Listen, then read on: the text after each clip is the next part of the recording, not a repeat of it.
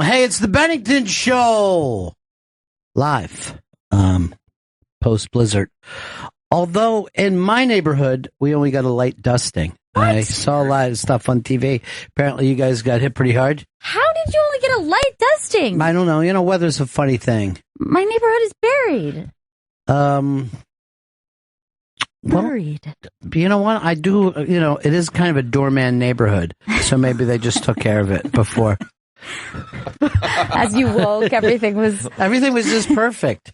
In a doorman neighborhood, you really don't have a lot of problems. All right, it's the Bennington Show. Ron Bennington, Gail Bennington, Yo.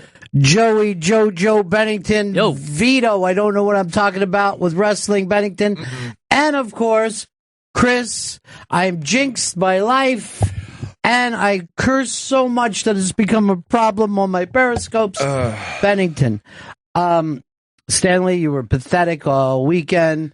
I feel like I was hot that first half of the weekend. That first half of Sunday. Can I just point something out to you from a radio point of view? Yeah. You were actually so unlikable when you were doing well that I was cheering for you to lose. And then when you did lose, you were also unlikable. Well, so you've got to work on this from a broadcasting point of view. Your thing is to push people away. For some reason. I don't want to push people away. I saw people in the street get mad at your language. Yes, Father. The somewhere in between homoeroticism and homophobia, quite frankly, it lacks creativity. But the fact that I'm hearing from people that I know that is something wrong with him with this. Some people are calling it gay bashing. Others simply call it gay. But the big storm hit over the weekend, so much that Broadway closed down, which I never remember happening before. And Caroline shut down their Saturday night shows, which I can only imagine a fortune, because that place Saturday is, the big night, packs out. Yeah, it's crazy. The amount of places that were closed that normally stick it out through a heavy snowstorm. No matter what. It was crazy to see how dead everything was. Well, there's I've never seen this before. It's up on the iBank today. People snowboarding in Manhattan being towed by a SUV or a truck or whatever. I see Vito's not back at his place. He's still not prepared for that? I think he's ready. Well, then he would have been here, and Chris, who hasn't checked anything all weekend, would not be searching now. The thing Vito was telling me, I plan on having these things up and no one ever. But I look back at what I call the Eric Stengel seat. No Vito there yet. You got to get him stangled back there. Unless he doesn't want it. And then I can count on a guy I know will be ready. Jambin. Oh, yeah. From Paris, France. So there these guys are, and they're just snowboarding all around Manhattan, including through Times Square. It's mind-blowing to see that. I mean, this would be pretty wild on a country road, but to be in the city, and you see a lot of times they come incredibly close to parked cars. Areas almost hitting some construction equipment, but you see another guy up against a taxi cab. But it's oddly beautiful at the same time, too. It's kind of stunningly beautiful to see. But the city, I never saw this. They said at 2:30 on Saturday, everyone off the road or be arrested if you're driving. Yeah, they completely shut down everything. The trains in the city as well. The subway shut down, I believe, after like 3:30. It was something. Yeah, they said 2:30 and then went to 3:30. But the interesting thing, any mom and pop bar, any dive bar in the city stayed open and was packed, and blizzard drinking, right? Because you can't do anything, and it gives you carte blanche to do heavy shots during the afternoon. Oh, yeah. Well, the thing is that blizzard blacks out the sun. And so you feel like, oh, it's night. This it is was an evening the first time that I can honestly say that I was in a whiteout, a complete whiteout where I couldn't see 3-4 feet ahead of me. Now, I know that people from Minnesota are used to it. Joey was sending stuff about Minnesota and how they were going out. People who lived in D.C. were going out, I guess, and getting in kiddie pools or something. Yeah. So they were like jumping into snow, trying to swim around. And people from Minnesota, it's not a big deal for us. Yes, you tell us that all the time. And yet I didn't see you making your way around the snow any easier than anyone else. It was snowing so much, though. Yeah, it really was. It was so much snow. Did you do any blizzard drinking? I did do a little bit. I had a lot of red wine. I feel like that's a good blizzard drink. Yeah, that's effeminate. I think shots is what we're talking about in blizzard drinking. But I would say this. In a heavy snow, people drink more than they do during like a hot thing in the summer. What's that called when you like a heat wave? A heat wave. A tropical heat wave. Oddly, the drinking is less than it is during a blizzard. And then also during a blizzard, you feel like, and I'll have some deep fried bread and cheese with that too, please. I'll make a stew. Yeah, I'll make a stew of cheese, right? And then just clumps of carbs. And you sit there and you eat heavy and you drink hard. And because you're acting like there's nothing else I can possibly do right now. Yes. I had friends who were just sending me their food and drinking plans. Since nobody could be together, we were all in our own homes. Drinking Everyone was hard. like, look at what I'm drinking. Look at what I'm eating. And then if you left your house at any time during that 24 hours, you feel like you need to come back and start to re-eat and re-drink because of everything you were just through. Because you walked out and got cigarettes. By the time you got back, you acted like you somehow ditched any life. Your life was on the edge there for a while, and you came back and you were safe. Now, all the local bars in my neighborhood were open, but I also saw in the beginning, in the early morning hours, I saw quite a few pizza and Chinese food delivery guys out. And I was thinking to myself, we've had a lot of warning. We've had a fair amount of warning for this. Is it ethical to call for Chinese food or pizza? Well, it is ethical if you heavily tip. You've got to double tip, I believe, in that kind of bad weather. Oh, yes, you have to. And I don't trust that people do that. I don't trust that they're double, triple tipping what they normally would. What would you tip for a pizza during a blizzard? During a blizzard? Yeah. $10? $10. At least.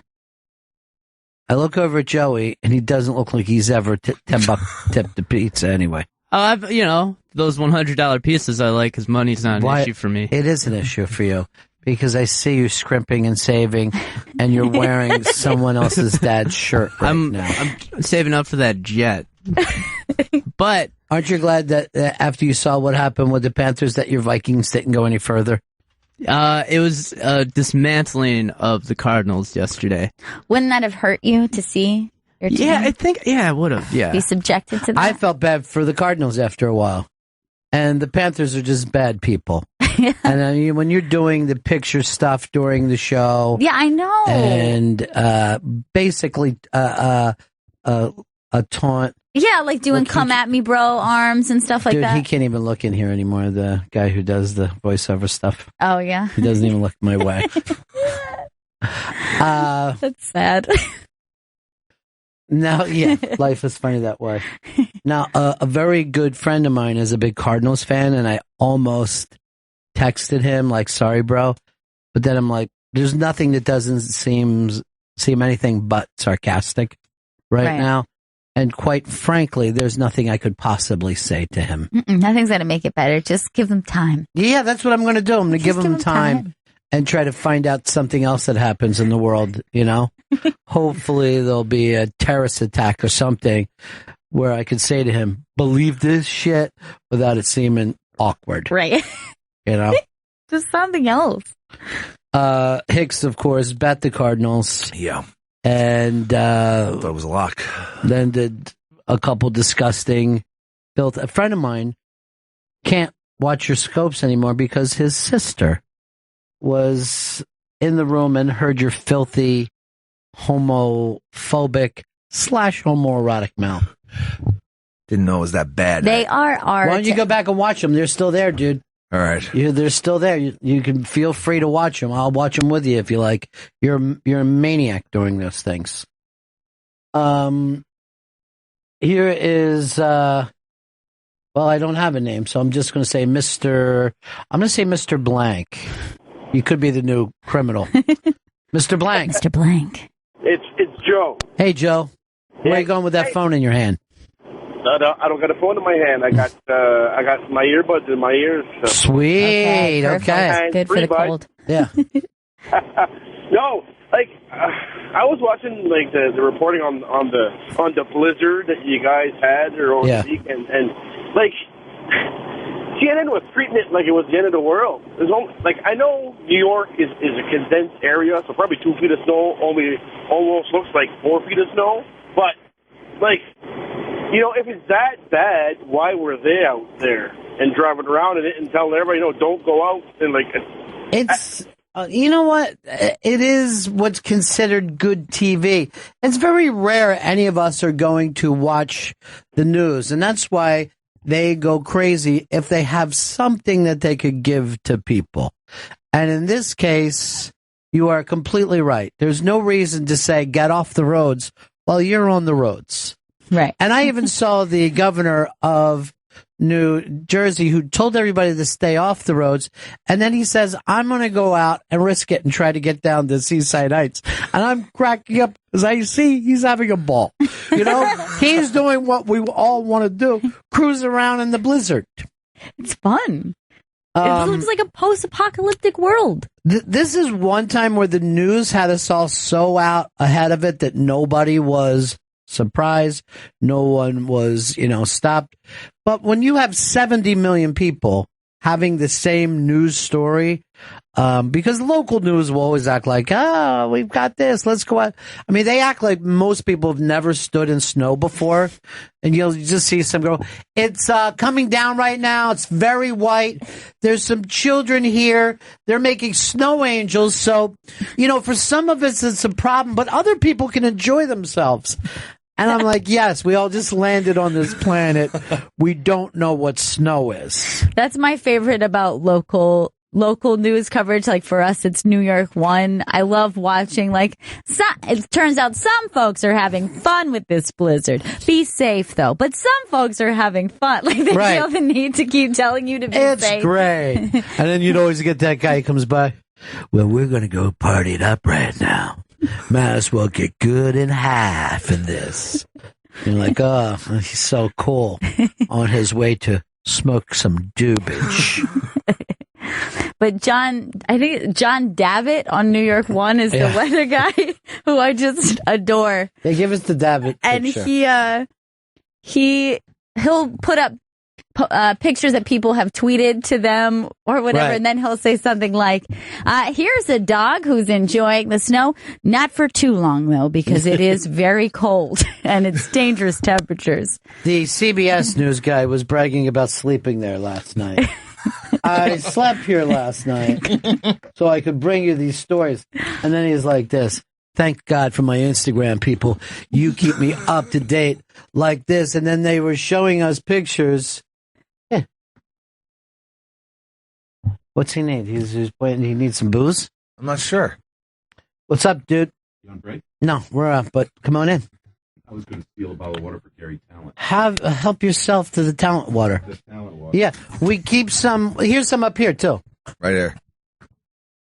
There you go, Jeremy. Yeah. Hey, everybody. Hi. Good to see you, man. He runs the best channel on Sirius XM. No doubt about it. You're too cool. But how many do you run? What are all your channels? I really just run the two. So Outlaw Country is one, and then Willie's Roadhouse. Very so they're cool. they're Those are kind of the best. companion channels, right? But if right next door. If I'm anywhere, I'm listening to Outlaw first, but then Willie's gives me that classic Appreciate that I And need. of course, Outlaw was created by little Steven Van Zandt. So we've got Gary Talent from the E Street Band here. He's got an album coming out. I'm working with Gary right now. And he was very involved early on in like ear testing Outlaw for Stevens. Is that right? Yeah. Cool. So it's cool. We got his, the thumbs up. Well, little Steven is always the best when it comes to any kind of music, as long as it's authentic, right? Yeah. Right. Doesn't matter what it is. It's got to be authentic, though. It's got to be played for that reason. And I've had some of the best times here talking with little Steven over the years. But Jeremy just runs the shit out of these stations. They're really, really great. Yeah, I love both of those stations. Outlaw Countries. Well, Outlaw is still, and this sounds terrible, but it's still the place that I'm more likely to find new music than anywhere else. Because it sounds like singer-songwriter music. You can get behind it. You don't have to go, what is this? Is this even for me? And it seems very well curated, everything that they put on there. Yeah.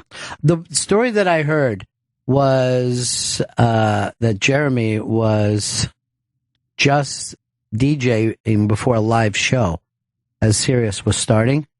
And little Steven was in the crowd. It's like, who's fucking running this music? Went looking for him, an in-house guy, and said, hey, I got a call from Sirius. They want me to run a radio station. I'm going to bring you in with me, and you're going to run it, and I'm going to be the guy who, knocks down all the doors. Holy shit. But you're going to do the day-to-day shit, and he's still here. That is so awesome. Yeah. Well, Steven. Yeah, he's really, really cool. He truly is. Now, a lot of people don't know this, but he's also in The Sopranos. Oh, so, yeah. You don't That's a little known fact. Little known fact. I didn't know what the hell he was talking about, though, when he was... Yeah. He's like, I'm drunk. And then remember the day we got to meet Willie and you were just... Oh, yeah, that was... Staring at him. So phenomenal. It really was like... that was really maybe one of the more... surreal. Yeah, surreal, just kind of shocking to be in his presence. And we kept saying it was kind of like a shaman or... I don't know. Yeah, he has that feeling. He has some sort of energy about him that just sitting next to him, being in the room with him was so cool. Here's what it is. He will... Dude, I thought that was Michael O'Brien up there for the Iowa caucuses. I'm like, what is he doing? Have you guys watched that Showtime show Circus yet? Where they follow everything that's happening on the campaign trail? No, I haven't seen it yet. It's fucking nuts. So this goes to show you how weird the world is and how much it changes. So last night's was how if maybe out of the 4 conservative old school type guys, if 3 of them would drop out and give their votes to the other one, they might have somebody that could run against Trump. But all the all the old school guys are banged up together with 10 points to like 5 points. But one of them was Rubio, right? And he's in his thing. He's on his bus, and he's a very conservative young dude doing his thing. But then he's just in conversation, and he's like, yeah, the word is that NWA is going to get back together, and Eminem is going to, be there for Eazy-E.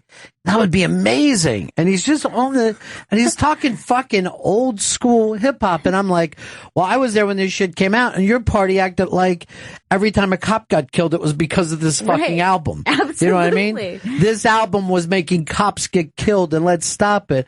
And now a Republican is like, wouldn't this be awesome if they got back together with Eminem? So weird. And he's a very conservative dude. You know what I mean? Like he's not, it's not like suddenly he went fucking edgy somehow. Right. But edgy becomes the middle after 20 years. 20, whatever is like weird within 20 years will be the absolute norm. Yeah. I mean, what else? Well, we've seen that a couple times with different politicians who, when they try to pick a song or something. Right. It's like, it doesn't necessarily mean your politics and your music taste don't necessarily have to align away. Yeah, that is absolutely true. But it's also surprising that no one listens to lyrics, apparently. Like, no one ever in the Republican Party listened to Born in the USA and seemed like it wasn't a big we're the greatest. Right. You know? It was like, I'm born in the USA and I get kicked in the fucking teeth for it. But they don't realize because they're just coming out to the one point. Yeah! Fuck yeah! It's true because I was. If I was running any Republicans thing, I'm just like, we're doing stranglehold. I don't give a shit what you want. I know this won't come back and bite us on the balls. That'll be happy that we're using it. But this show is amazing for that. And we're literally like, what, a week out now? We're finally Iowa and New Hampshire. Yeah, it's been a long process, but now is probably finally the time that everyone can actually start discussing it. All that time that we've all been talking about it, it's been too much. Now it's getting real. And now I'm kind of burnt out on it. Like, that's what happens. I'm saying to my guys, stop. Everyone can't put in a different Trump story.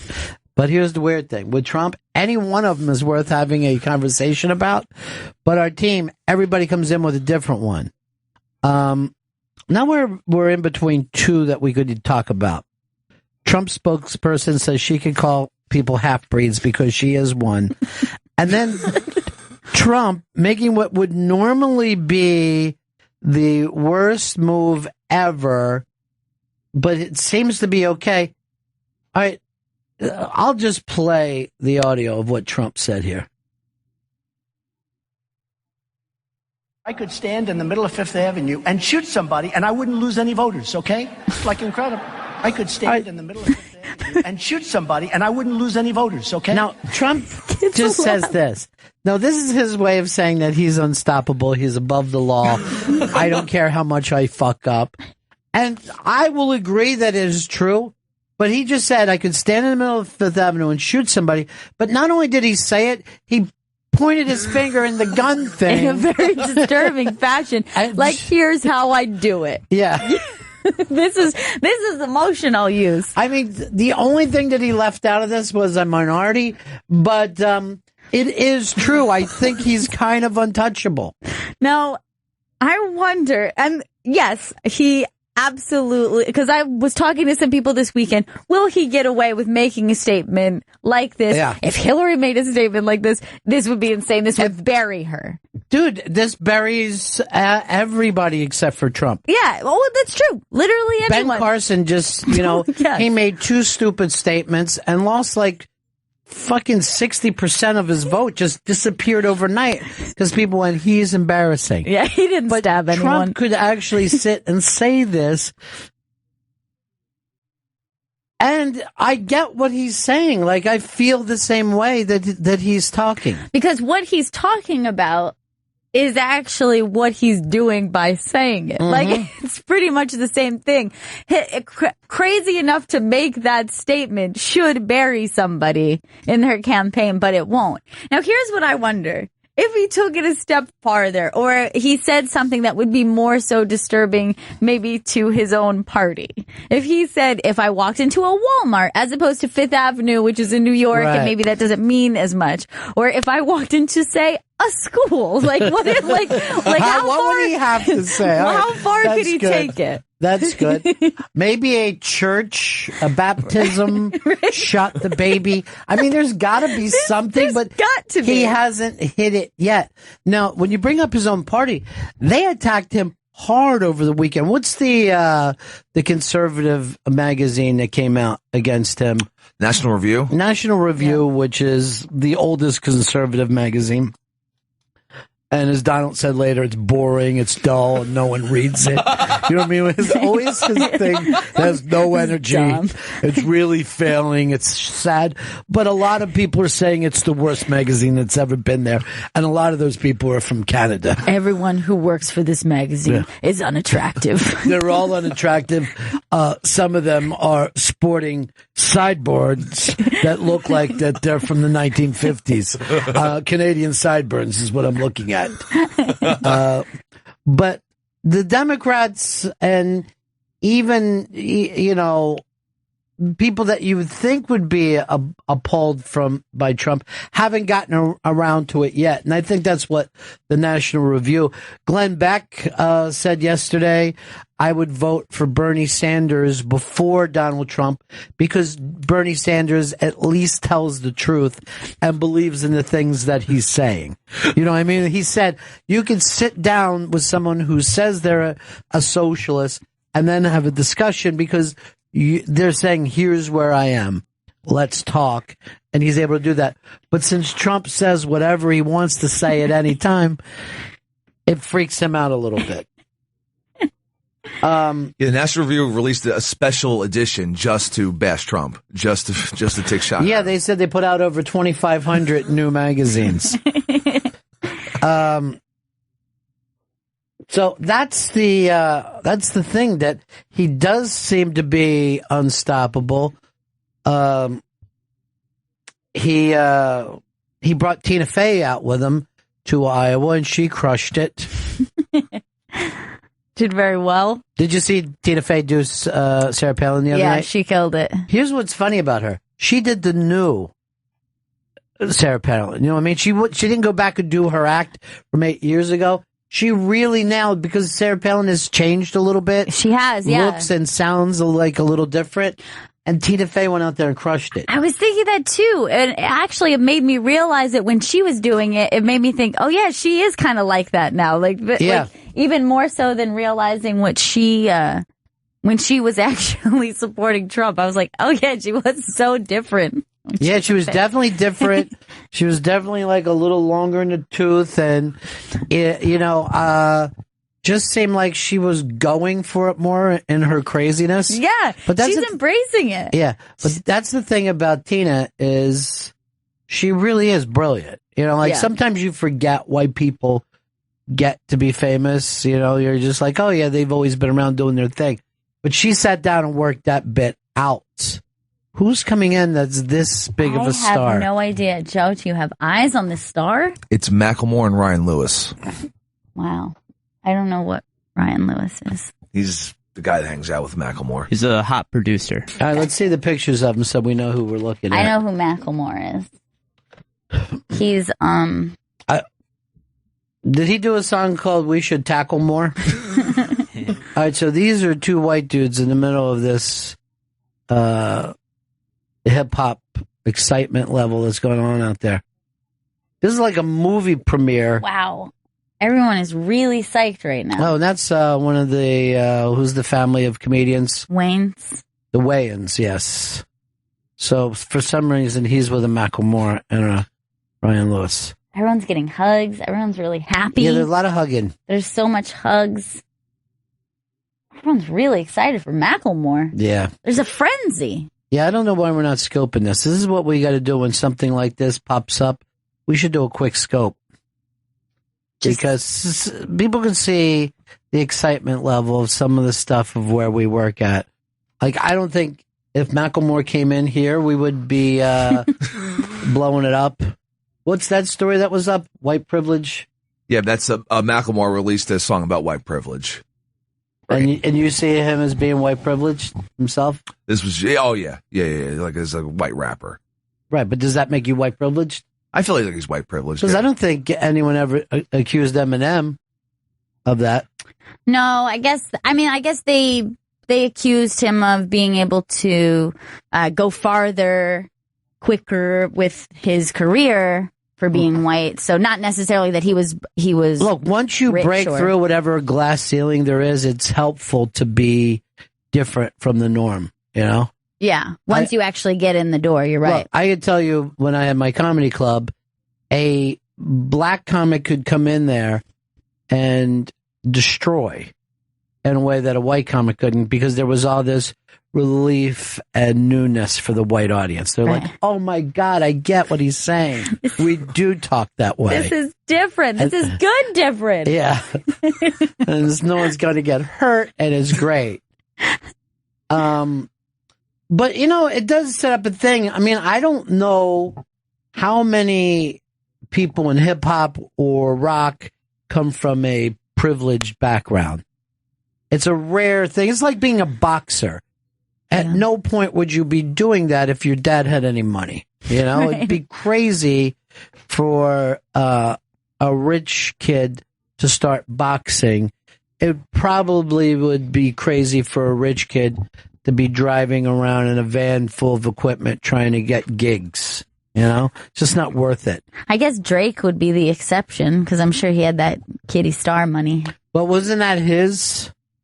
Like, did he come from a background where he had money? I don't know what his. I know his parents like put him into acting, but I don't know if his parents were well off. But yeah, he did get success. But on that most show. of the kids whose mothers are crazy pushing them, they come from some kind of a weird background where they felt like they never got. Like, you have to have a dream, right? Now, if you were born into the dream, why would you have a fucking dream? Right. Like, Mom, someday I'm going to get you out of this mansion.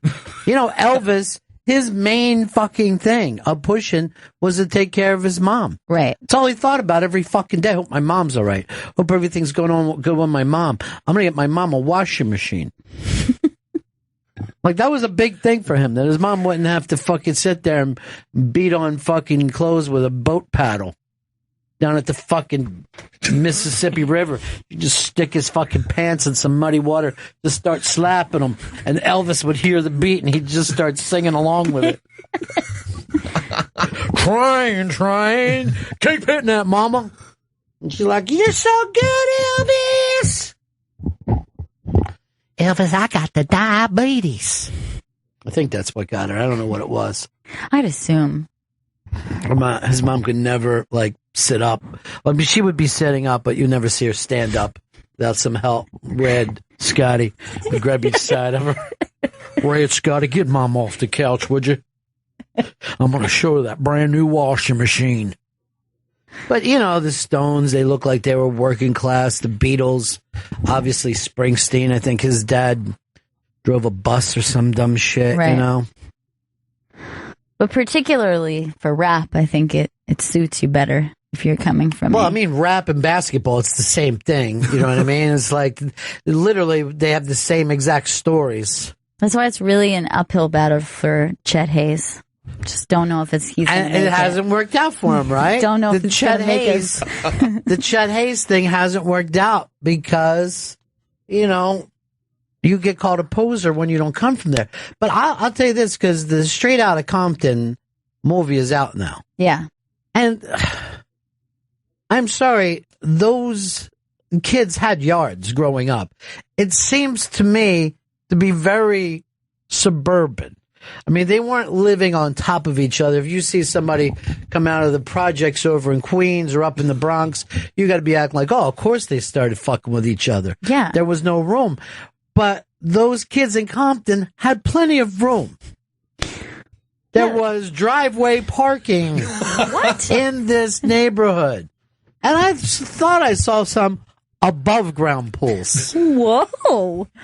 And yet, it was a very dangerous place. Yeah, that is strange, though. Like, the difference between that type of culture where it's when in urban areas, the way we're used to on the Northeast, everyone's so packed in. So that always causes sparks. It always There could be friction. Like, yeah, if something breaks out in the projects in Baltimore, you understand it. But it seems like Compton, plenty of room. Nice weather. Gorgeous weather. Mm-hmm. Seems like that would have been a pretty nice neighborhood.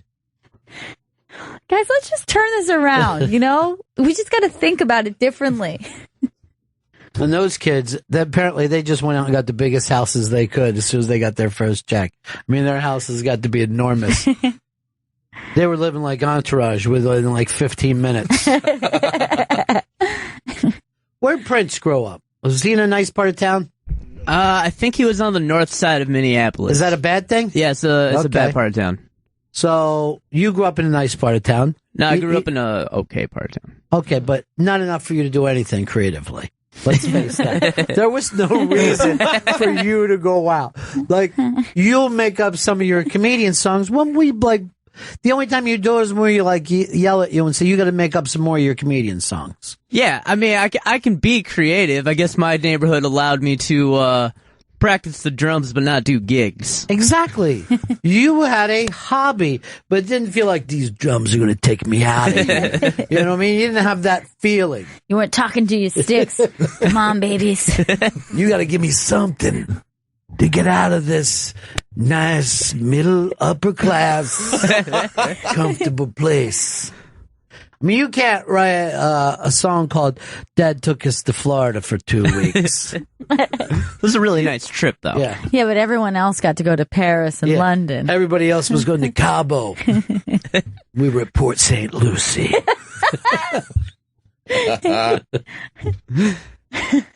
Now, Hicks, you came from an environment where you should have done something. Yeah. But you seem like your dad, you said, was an alcoholic. Junkie. Weird. So you did what you consider the family business, is what you seem to be doing now. Yeah. Only you're periscoping it instead. And even look at him now, how he's trying to fix his eyes on me, but you can see that he's struggling with it. Because I'm watching him late into the night, head back into the bar while he's trashed, knowing that he's got to work tomorrow. And by the way, you just hang out with the mashup guys now? That's your... I was hanging out with Ryan Sampson, for the morning mashup. Your new top 40 scene is that Zeno has brought you into? It's fucking weird. It's a weird scene. But yeah, that's where I was watching games yesterday, yeah. I was trying to scope suggestions like, hey, buddy, why don't you get a slice and then go home? That sounds fun. That would have been a good idea. Well, game's over. Time to wrap this up, right? Water sure sounds nice. That was a beating. Vito should have done something with his life, too, where he grew up. Where you basically... Where Vito grew up was was what they made that musical out of, the Sharks versus Jets musical.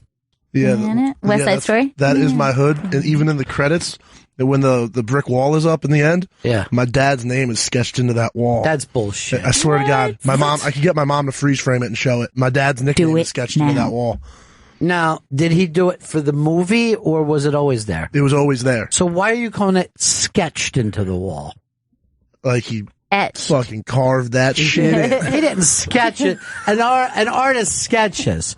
Now, was your dad a gangbanger? No, my dad was just a young Italian lad hanging out in the neighborhood. And Maria, I just boned a girl named Maria.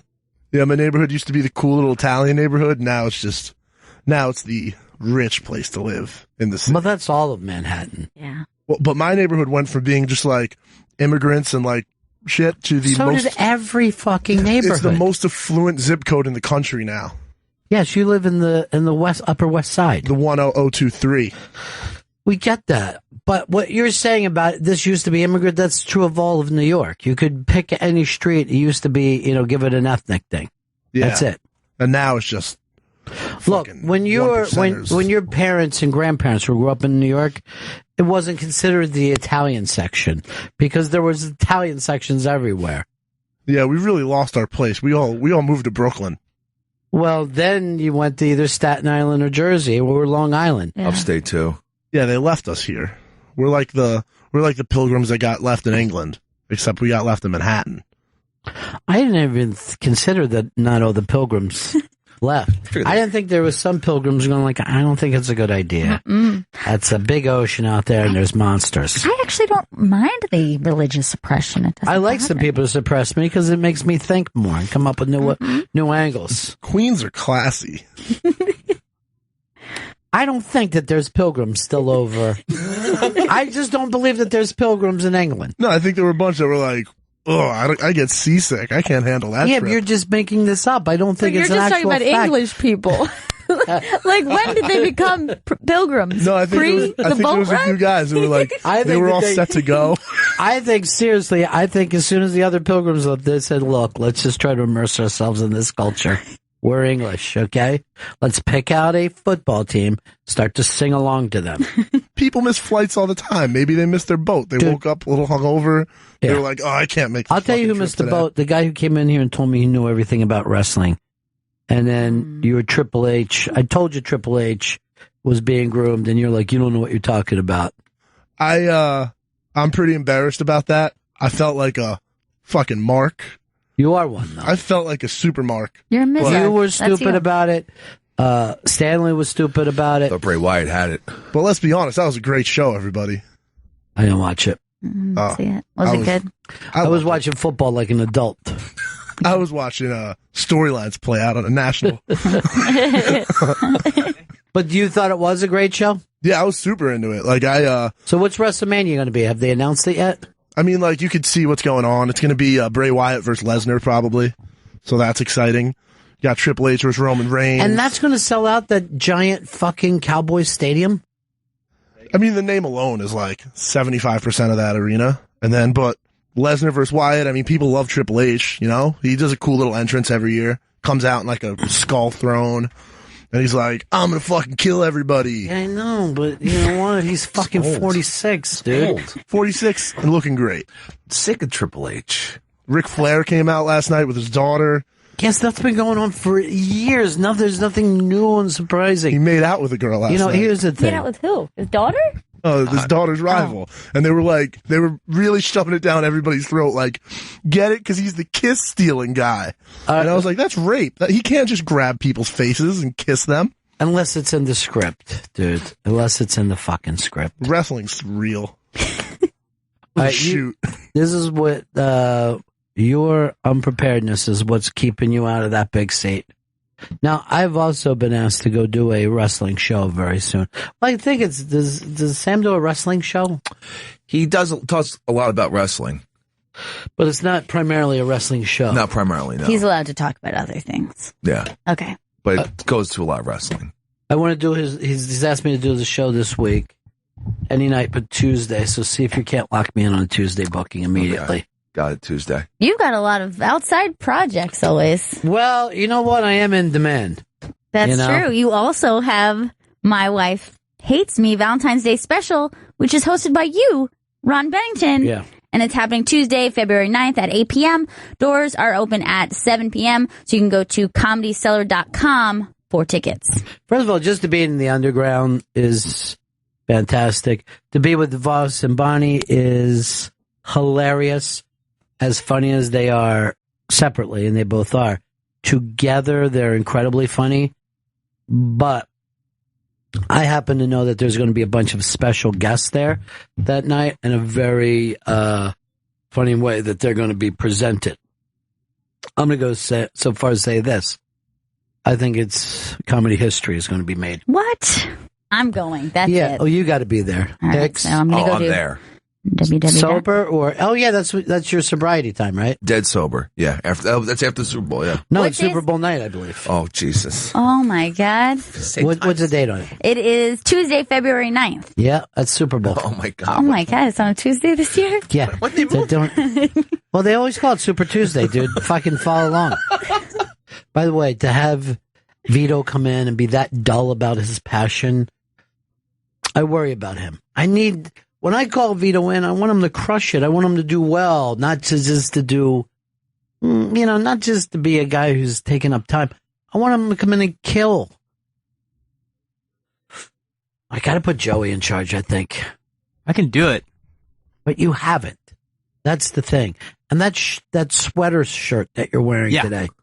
Sunset. Blue collar. It lets me down. It does Chris, look like you're so hungover that you're still drunk? I'm not still drunk, but I am hungover. But I see the way that you lean down, you're trying to pay attention to every word. Yes, I'm trying to be focused. Yeah, that's something that a person in this business shouldn't have to struggle to do. I am focused. I am focused. You are rocking that cool Poochie shirt, though. Thank you for the compliment. Best character. Yeah, he's pretty much the Poochie of the show. Pooch gets killed off. Yeah. I think you were wearing that Poochie shirt yesterday, weren't you? Yeah, he wears it quite a bit. Yeah. All right, we're going to break here. We'll be right back. Lots more. It's the Bennington Show. Yeah, buddies, it's the Bennington Show. 844 Rock God. 844 Rock God. Also hashtag Bennington at the Bennington Show. And on Instagram, It's shrimpy tits, I think. I'm not sure. I don't follow all these things. It is shrimpy tits. It's weird that we didn't stick with the brand, but you know what? Change it up a little. I think that's the new brand, if I'm going to be honest with you. Hey, like we were saying, you never know what's going to go on here. We were all excited because Macklemore probably walked by us, although I didn't see him compared to the pictures. I saw one little sliver of his face right there, and I was like, that's him. You know who's doing a town hall today? I just saw the pictures. The next president of the United States, Rand Paul. So Rand Paul is here. The next president of the United States of America will be showing up, kissing babies, glad handing. You know, if you want to stop by, shake the hand that shook the world, see the man who's ready to go toe to toe with the Chinese and the Russians. It's Rand Paul. I saw this rumor out over the weekend, and I don't know where he would run or how he would run, but Bloomberg is talking about diving in, I guess, as an independent. Late in the game. You know, incredibly late in the game. But he would make it probably the third New Yorker running. We could end up having either a Hillary or Bernie, both with New York ties. I mean, the fact is, Hillary lives in New York, but Bernie is New York. Right. I mean, he embodies it. Yeah, he's everything. I forgot what he said the other day, but it was the funniest thing with a New York accent. It was one of those things where he put in an ER for no reason. I'll have to go back and think about it. But of course, Hillary lives in New York. Then you have Donald T. Rump, who, you know, Mr. Fifth Avenue, and then Bloomberg, who's richer than Trump. Yeah. Well, I think it's obvious that he was just looking at this campaign and thought, oh, I can do that. If he can do that. This guy's from my neighborhood. This is easy. Yeah. I have more money than this guy. I could definitely do this. Do you want a less interesting and exciting Trump? Vote Bloomberg. I can't remember what Bernie said, but it was something like, if you're having a soda and you're enjoying the game. But you know how it was just that ER thing that came out of it nowhere? And it's very Brooklyn.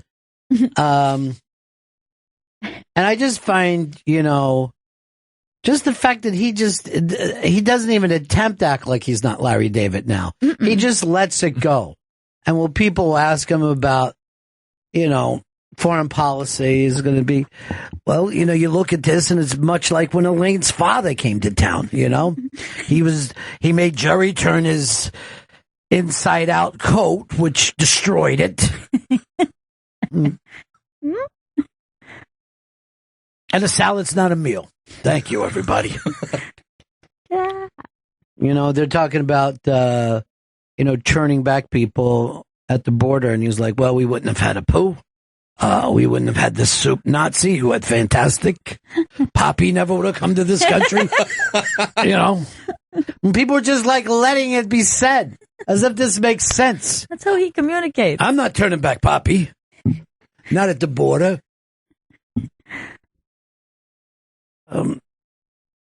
But we'll see what happens. It would be funny if Bloomberg.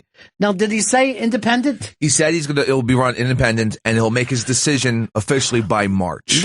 Then I'm going to tell him I'm going to make mine then too. You're not running. You're bullshitting everyone. He's having his people put together like a plan. Just some ideas how to run for president. The only thing that say. He would be doing from that position, at best, is hurting Hillary or Bernie. You know what I mean? You're not going to take any of the Trump vote away. Right.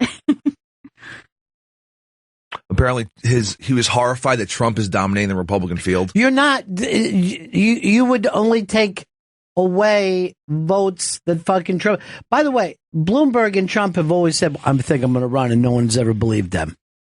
Yeah. You don't know how tiny Mike Bloomberg is until you see him in person. And then you're like, is that even real?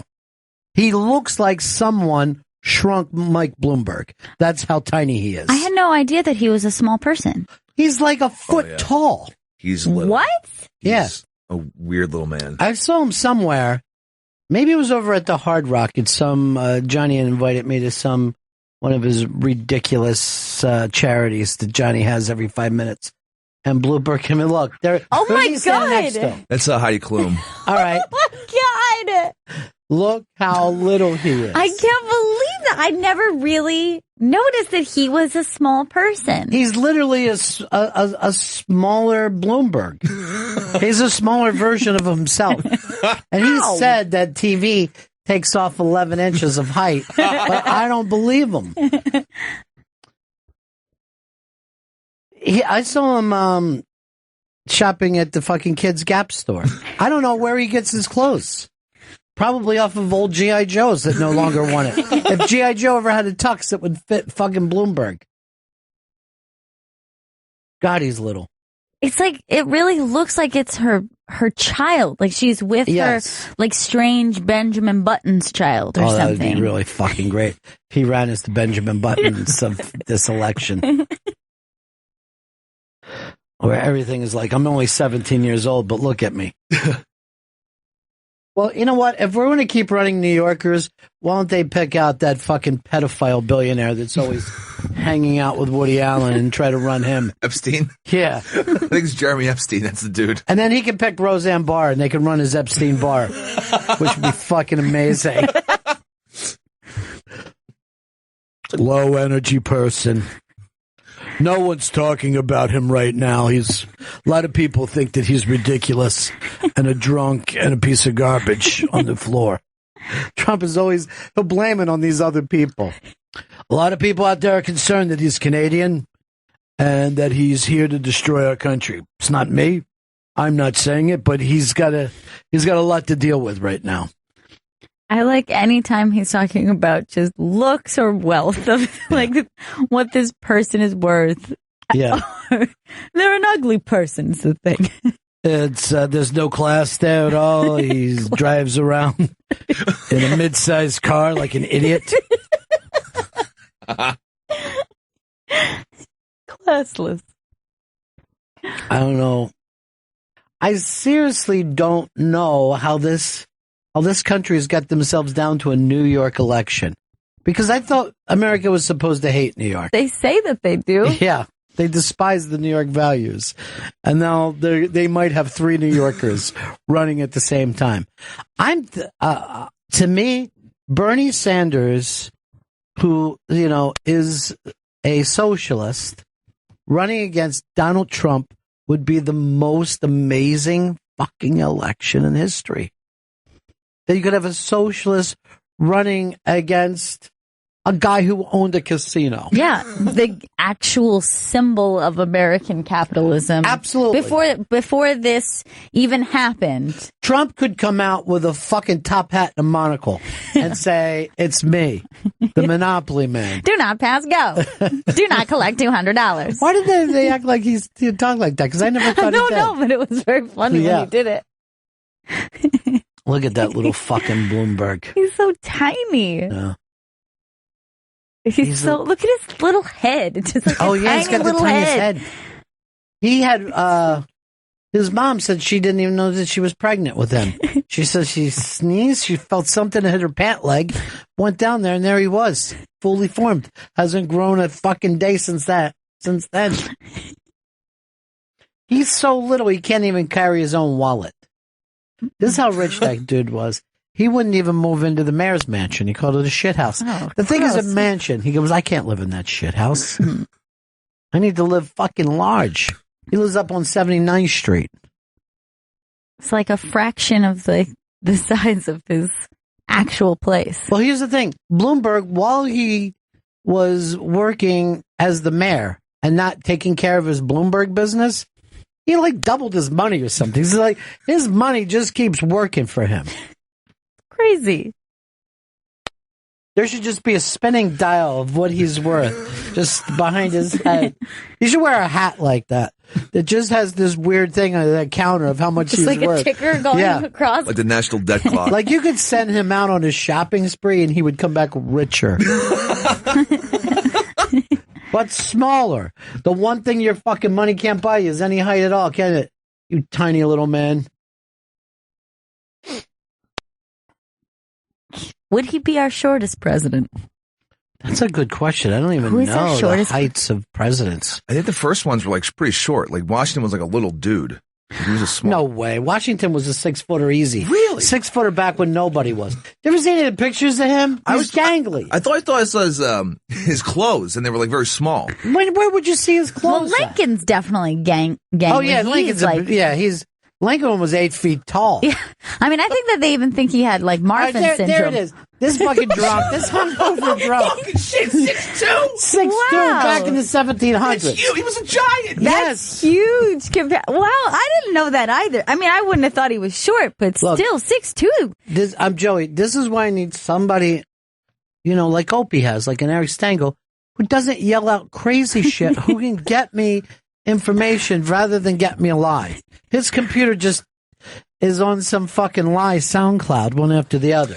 My hotline is going off. That can only mean two things. One, mercifully, I get fired. Two, it's Hard Rock Johnny. Please let it be fired. Please You're let not it be fired. I'm sorry. God damn it, it's Hard Rock Johnny. George Washington was the fourth tallest president. Wow. Fourth tallest. Damn it. And James Madison was your shortest president at 5'4". Okay, there's Bloomberg's nowhere close to 5'4". Oh my he is a God. tiny fella. He is. Now, I know he's been over the Hard Rock a lot, right? Yeah, I've chatted with him a few times when he was mayor. I think What'd you do, get down on your hands and knees? he was sitting and I was standing, so it was even worse. Would you have him like in a fucking one of those kiddie chairs? What'd you do? While you were talking to him, were you cutting up a hot dog for him into little pieces so he wouldn't fucking choke? He had a little bib, a mayoral bib. And he never takes a bride, this guy, right? No, he has that woman that he's been with forever, but they're not married. Beardy? Would you say it's a beard? No. Who's he dating? Somebody from the Lullaby League? But she's like really tall. She's like 6'2". That's fucking great. I love when dudes do that. Yeah. Just come in with a big tall bitch and just be standing there lighting up a cigarette like there's nobody weird. What? Someone have something to say? No, you guys look great. This isn't weird at all. I'm not trying to imagine anything personal about you guys right now. She fucking just carries them home in like one of those little Eskimo pouches that hippies carry their kids in. What are those things called? What are those? Diane Taylor is his. She's the former New York State Superintendent of Banks. Domestic partner of Mayor Bloomberg. Yeah, and then she spent 5 years with the Liberty, right? Fucking just power forward. She was a center. Chris wants to remind everybody that Titanic was the smallest boat that's ever been built. What? It's a canoe. Yeah. He told me that fucking Apollo 11 landed on Plymouth Rock. That's not correct. I can't believe how tall he was. I mean, you actually were like very wrong. He's actually told you in very first grade tall. that he was a tall man. He towered over everyone, and they wondered that's why they picked him, because they were so ignorant and stupid back then. They just thought the tallest was the smartest. And God, when you this think guy. of it, during that time, you've got to think about whatever it would be like inflation. Like we're taller now then. So he would have been really fucking tall. No. Like a regular person was like 5'5" back then. Yeah. Like a guy back then would be called Stretch. That was 5'5". Then here comes fucking Washington. He can't even fit in those shitty little huts. We ever been over to Valley Forge and see those things that they were sleeping in? Oh, yeah. You wouldn't keep your fucking dog in that now. No. I would not put Birdie in one of those. No, Birdie could not even fit in there. Maybe if she's just stuck her ass out one end. Lincoln was only 6'4". Only though? That's really tall. Well, it is tall. I mean, it's small. It's short for the NBA. Right. But here's the thing. He looked taller with that fucking hat. You think that he would have tried to have something tighter, like a Kangol. You don't come in there wearing a stovetop fucking hat. Really adds to the height. Yeah. LBJ was tall, right? Yeah. He was a tall guy. Yeah, he was tall. looked like an aging basketball player. Oh yeah, he was 7'3". What? LBJ was 6'3.5". He is our second Why tallest. do you know these exact heights? He's Because I have a autistic. list in front. He's fucking autistic. Any of your producers could pull up on the internet. Bullshit. shit. Bullshit. Snap, son! Look, Don's up here later this week if the snow works out, and I'm going to have him sit down and figure out what we can do with this team. Joe, I want you to be able to stand up and be the guy. Okay. But I look back there, and you guys don't even move during the show. They don't move. I'm getting them. I'm going to light a fire under their ass. Oh, I'm getting him. I'm going to light a fire, he yells out. Fucking Johnny comes up here and embarrasses the team. I had a list pulled up, but he was doing a really good job at the height. Yeah, well, that would have been your job. All right, Johnny, good to talk to you, my friend. Bennington, you have a nice day. You know who's hanging around here today? I heard Macklemore. Well, forget Macklemore. Gary Tallent's in town. I know how you feel about East Street. Oh, that's because they had to cancel. That poor Bruce had to cancel a show in New York. Yeah, what was that, Sunday night? No, it was Saturday. It was Saturday? Yeah, that's just he'll be come back and do 3 more now at the Garden just because he canceled one. Yeah, for different people. Yeah. Not even for the people that, No, the first people who bought tickets will get to see the show, and then he'll do 2 more. Because I guess rumor is he's doing 3 shows in Jersey after, they're adding on another 12 or 14 dates to the tour. Are you going to be at every one of those shows? I don't know if I'm going. I got to any of these shows. I'm not a big River fan. I don't know if I like the whole concept of this. I don't know. Well, he's doing other River songs? Yeah, he's doing the album. I mean, it's kind of cool. And then, of course, so you're guaranteed to get a couple of really great songs that you'll like, and then you get the rest of the album and some stuff you may not like, and then, he'll throw in a bunch because he's going to do a 3-hour show. So 3-hour show. Johnny only likes songs he's heard on the radio. If they're not on the radio, not true. They're not for him. That is not true. All right, Johnny. You take care of yourself. Thanks for the hotline. Later, boys and girls. I'm going to start and call you Hotline Johnny, if you don't mind, instead of Hard Rock Johnny. Close enough. Look at this. The latest Iowa polls. Bernie's beating the shit out of fucking Hillary, who, let's face it, it's never even attempted to run. I never know the poll numbers for the Democrats because I'm getting all my poll information from Trump. I know. So but look at the swing on this. They gave us 3 different things. One, she's getting crushed. And then the last one, she would have the biggest win anyone's ever had. Who's doing these polls? Drunk people? What, are we asking people in our family? I hate how fucking self-important all the news networks feel at this time of the year. This is the way ESPN feels it for the Super Bowl.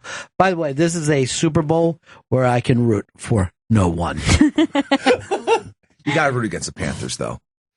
That dabbing bullshit's just infuriating. Oh, you're right about that. I haven't liked them all year because of that. But if they win, now they got every right to do it.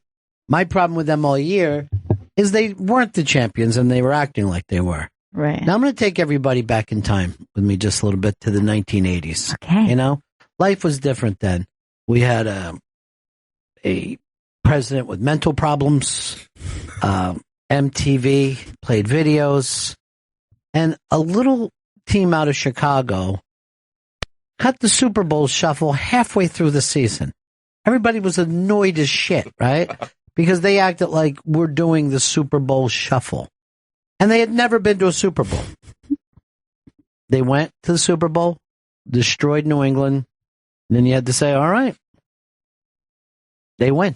That's what all the shuffling's about. That's where the Panthers are for me right now. If they win, they win. Then you have a right to act like Ric Flair. But up to this point, you haven't done shit yet. By the way, I saw my Cardinals fan buddy coming out of the bathroom. I quick turned around so I didn't have to see him. Just run the other way. Just act like I was talking to someone else. Yep. Just give it time. I need to give it lots of time. You have all kinds of time. Like their quarterback never did.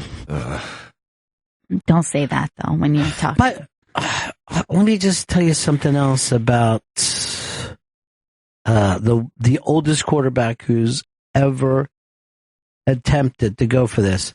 Pepe, the chicken parm man, Manning. I've rooted against him since he was in college. Since he was at Tennessee, I've always rooted against that fucking guy. Because of the controversy? Well, no controversy at all. Oh. Just picking on him. Now, would I like to see him walk out his last game? You talk about historical, it'll be amazing. There's a lot of history on both sides of this. Yeah. Who you picking? Ooh, I was just going to ask you that. I think that it is going to be the Panthers. That's what I'm feeling. You know what? I agree with you, but I'm going to be rooting against them. I'm going to be rooting for Peyton to leave with a little dignity. I mean, to see him get throttled again in a Super Bowl, carry him out, or worse, he just throws 7 into the stands and they bring in his backup and he has to go leaving. Oh, this sets up too much humiliation. Joey, what about for you? I think Denver's going to win. Their defense is insane, and Von Miller yesterday had I think 45 sacks, something like that. It was less. I don't. It was definitely less. I don't think Cam Newton has faced a defense like Denver's yet. Well, Arizona was supposed to have a great defense. That was shot to shit. All right, so it looks like you're going Panthers, huh? Panthers are going to win this thing. Okay. -4. So I should have picked something else then. Really? Because last night, if you had watched yourself, you were going in the other direction. Really? Yeah. And you had locked it in. Broncos? Yeah. So you're going to bet Panthers then? I mean, in the light of day, as I said, and it's -4, I feel like, the Panthers are going to fucking line them up. Wow. What do you think? Oh, I told you. I think the Panthers are going to be winning. I mean, I'm not going to bet with them. I'm going to cheer for Peyton. Why wouldn't I? Yeah. I want to see the old dude do okay for himself. Walk out with just a shred of dignity. Yeah, with his head held high. Yeah. Well, I love the consistency of not staying with the points. Num, num, num. We won't have to hear that this time. That'll be nice. When you're establishing something like that, best to be erratic all the way through. Hey, coming up, we have a guest here. And I don't know whether Joey has made a song for our guest, but lately, the people that he's played songs for have been loving them. Chris Gethard being the latest. Yeah, that was insane. I was shocked. When I saw it, I was completely shocked. Well, when you saw what? He went out over the weekend, he tweeted out the song that I had made for him. And said what? And said that it was really nice. It made him emotional in a certain way. He didn't know which way. And my jaw dropped when it was emailed to me. All right, how many do we have songs that you've made for people right now? I have 8. Wow. 8 songs. Now, did you do anything for the crab that had a knife? Because I love that crab. I had something in the works, but then Pepper vetoed it. All right, I don't blame him. All right, by the way, over the weekend, crab with a knife or panda that looked like a man in a panda suit rolling in the snow. I'm as much as I love the crab with a knife because he's scrappy and he's ready to go for it. I'm going to have to say the panda because it reminds me so much of Birdie because Birdie was doing pretty much the same thing. But look how that looks like a man. It does. It looks like a man wearing a panda suit. This is up on the iBang. And when I first saw it, I said, no, we're not doing that. That's not a real panda. Some guy has put on a panda suit. That's moving like a human being moves. It's pretty strange, right? And why is it so cute? Why is he grabbing his little ears like that? Biting his little foot? Because there's a dude in there who's saying, I need to be adorable for people. You know, back with the Beverly Hillbillies, there was always this guy who would put on a gorilla suit, and then he would put on shorts and a Hawaiian shirt and sunglasses and smoke a cigar and dance with Ellie Mae. And she thought it was a real gorilla, but we knew that it was just a guy who was trying to party and touch her. That's what I thought this panda was. Could be the same dude. It's like a long-running gimmick for him. This panda loves snow. You like that, but go to crab with a knife. And tell me this isn't the most amazing thing that's ever happened. I call him Stabby Crabby, and I hope he catches on. Jesus. Where are you going with that knife, Stabby Crabby? What do you think? You're going to stab somebody? It's bad enough you can pinch, but now you want to stab. He's actually moving like somebody who would use a knife that way. Yeah, he's kind of moving like nobody get near me. He's kind of waving it. I mean, erratically. This definitely must be a crab that is off one of the Caribbean island nations.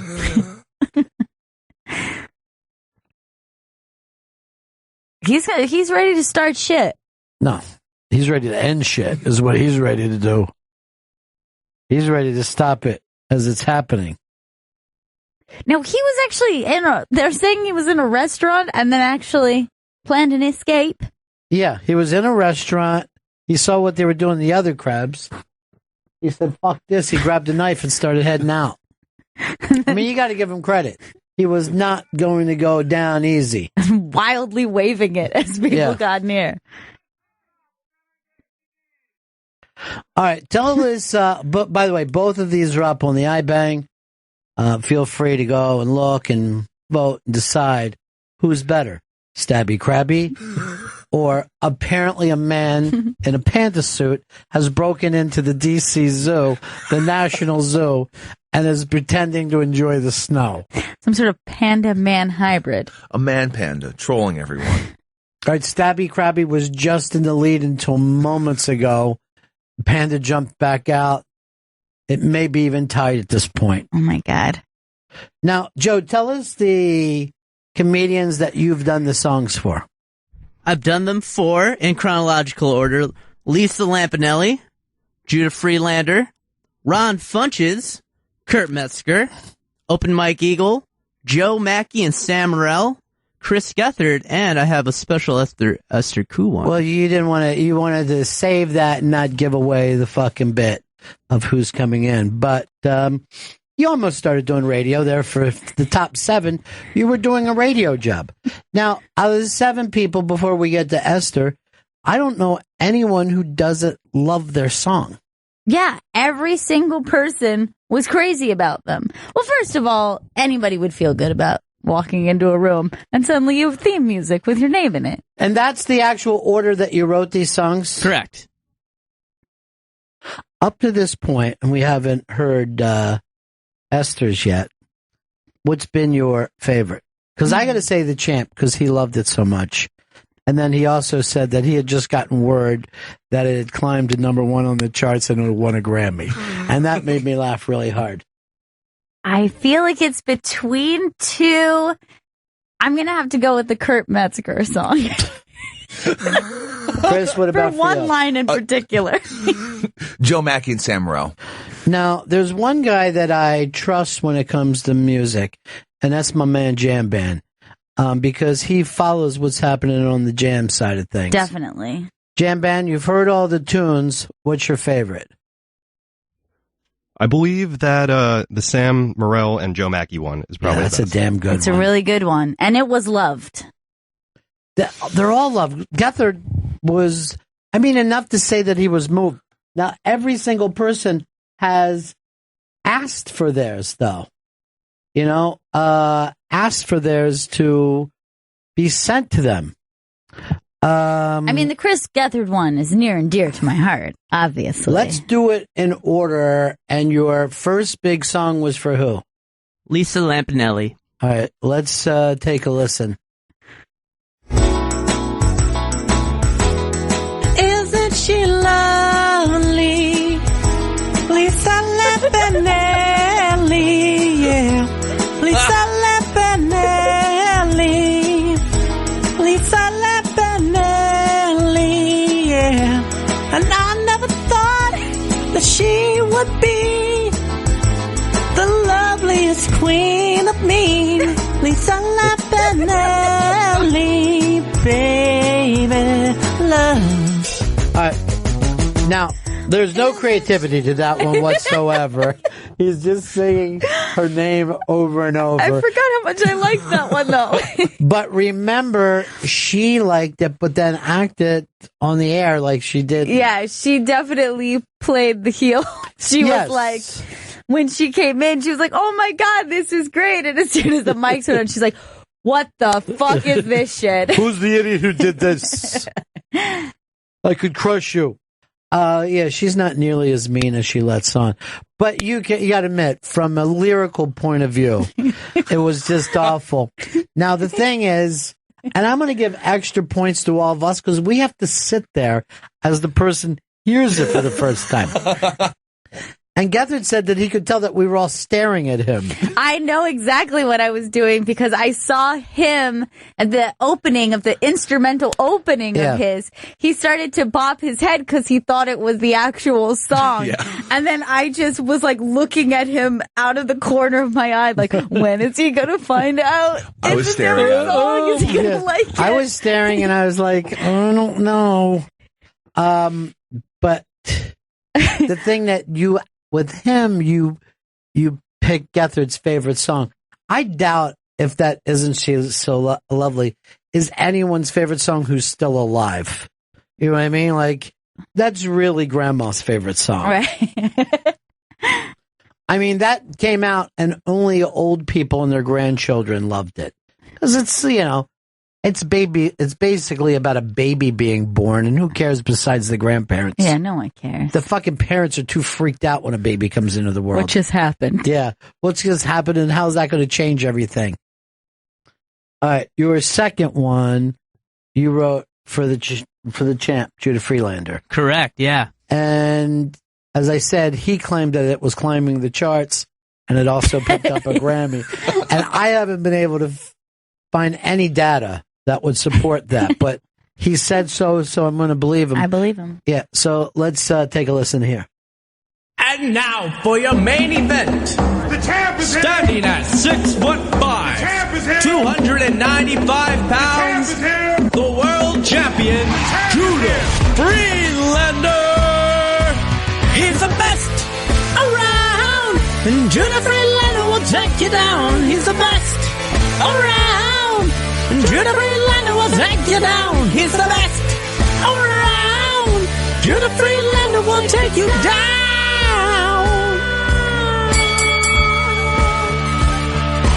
Fight to the end, try not to offend, cause Judah knows karate. Stare in his eyes and you might be surprised. Oh shit, he can fucking mind read.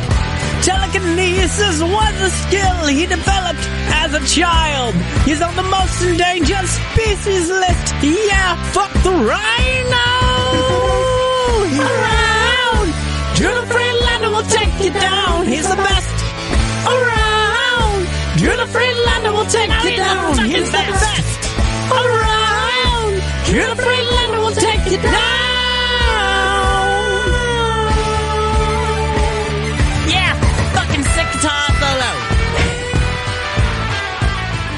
All right, that was just straight bananas. That's crazy. Yeah. That is so...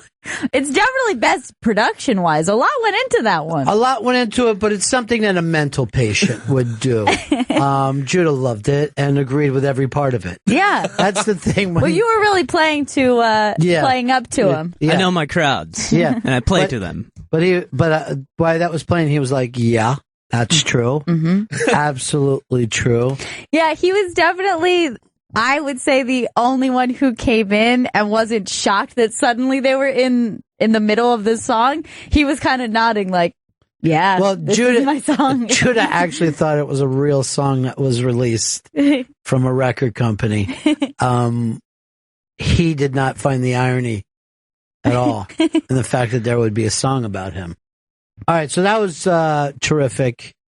Still a little middle of the road for me, and yet I'll agree with everything that Gail said. You'd put a lot of different... I mean, first of all, the Champs here is my favorite thing in the whole world. Love that. All right, what's your... so, at this point, you're riding pretty high on the hog, right? You had two people who really liked their song. Really liked it, yeah. Yeah. Now, your third song that you did was what? It was Ron Funches. All right, let's just play it first before we discuss it.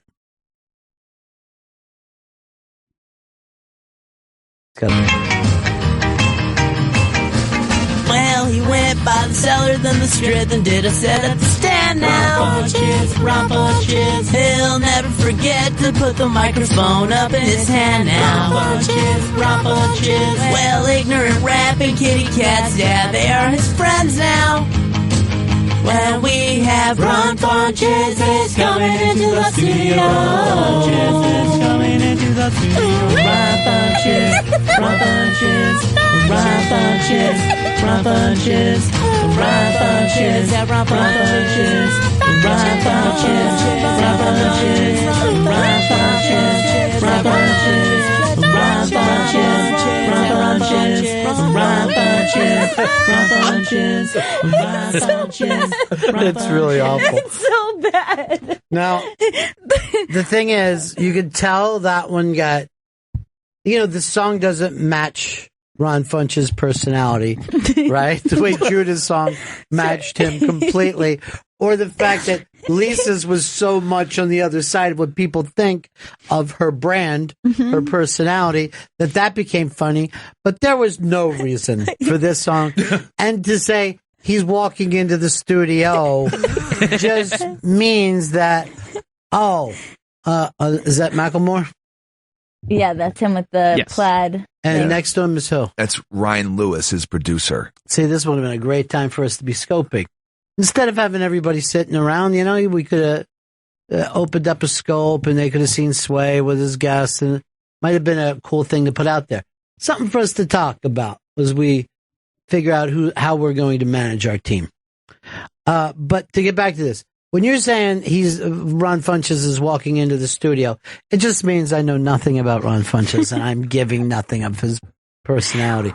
And I don't remember Ron caring about it one way or another. I will say that I love the part towards the end when obviously he's doing his falsetto bit, but there's this psychotic overlap of him being like, Ron Funches, over and over. Yes. That's the best. Yeah, so to sit next to the person that this weirdness is being done. It was a transformative time in my parody songwriting. It's the bottom. Right now, this is your, let's say, Godfather 3, not even your Apocalypse Now, where it fell apart during the end. And do any of us recall Ron caring one way or another about this? No, I don't believe he might not even said anything about it. He's such a sweetheart. I'm sure he was supportive, but I don't remember him. That song he played for me. Thank you. I like it because I'm such a sweetheart. It's sweet, like me. Everybody knows I'm sweet. All right, so you, at that point, I think that you ran into enough trouble of us glaring at you that's when you stop trying. Yeah. Because this is the thing of so much about Joe's personality. The second someone says, I don't know if I like that, Joe stops it. You know what I mean? Then it dies here. Yeah. He is not the type of artist who says anybody talking against me just makes me stronger. He's just the opposite of that. Anyone who talks against him, it just becomes worse for him. I burn all the records. I get rid of all of them immediately. Yeah. Then you'll never have to hear it again, sir. I agree with you. It's terrible. Internet, take it down. Hello, Internet. This is the producer of the Bennington Show. I'll replace it with a video of me lashing myself for what I've done. 40 lashes. All right. So you're in trouble there. What was the next one that you did? Well, I really wanted to turn it around, so I took some more time, more effort, and I put a song together for Kurt Metzger. All right. Now, this one surprised us because I believe months had gone by. It was a long time. And then Kurt is kind of our buddy, so we never expect anything for our buddies. Right. You know? And when he came in, also, I remember Kurt's head being on a swivel, looking around, doing that. It's kind of funny. I don't know. What the fuck is it? Pretty funny, though. What the fuck's he doing? Who's doing this? He's vaping and nodding. Are you doing it? Are you, Gail, you, Chris, you? Who's doing this? All right, let's take a listen. Kurt Metzger's here today. Kurt's funny, and we feel Kurt Metzger is super swole. Kurt remembers everything. What has Kurt become? Amy Schumer's friend. An Emmy for a show. Wish an episode wouldn't end. And Kurt Metzger has it all. An empire of Kurt. He will make you laugh. Metzger will make you Kurt. All right, so he rhymed Kurt with Kurt there, which is amazing. Now I do remember that while this was happening, Kurt was saying to us, I hate this version of the song. He never liked it. He likes the 9 Inch Nails, right? He does not like the Johnny Cash version. Right. But he was actually pointing that out to us as his song was playing. And then the thing of just saying, what does he become? Amy Schumer's friend. I had initially picked that as my number one because of just the line, an empire of Kurt. An empire of Kurt. That's very strange. And notice, unlike the Ron Funches song, no high falsettos that I cannot hit. Yeah. Didn't try it. You went a complete opposite. Exciting. He's back. Exciting.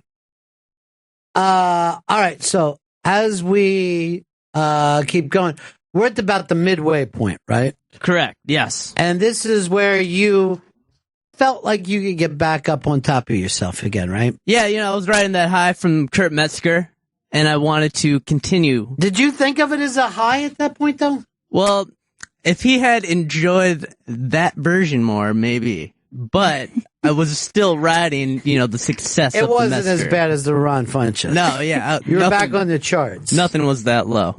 Yeah. Now, up to this point, everybody picked their number one. Right. Yeah. What would you pick as your number one? I picked Metzger, Kurt Metzger. What would you pick? At this point, yeah, it's Judah Friedlander, actually. I'm at Judah Friedlander, too. I thought it fit his personality more. I felt like so far that's the only one that was really about the person coming in. And I have to tell you, I cringed hard at what have I become Amy Schumer's friend. I mean, that was just brutal to me. All right, so now we're on the second part of your career, and it looks like it's going back up again. And who are we talking about? We have Open Mike Eagle. Now, the danger of doing Open Mike Eagle is he's a very skilled songwriter. Not only that, but so's his son. Yes, very skilled. So you decided to take him on in his own game. Let's take a listen. Eagle Mike, Eagle Mike, Eagle. He knows how to rap it. Eagle Mike, Eagle Mike, Eagle. He knows how to rap it. Here I am. Open Mike Eagle is our friend. Living all the music so good. City of Wind, making rap hits. Eagle Mike, Eagle Mike, Eagle. He knows how to rap it. Eagle Mike, Eagle Mike, Eagle. He knows how to rap it.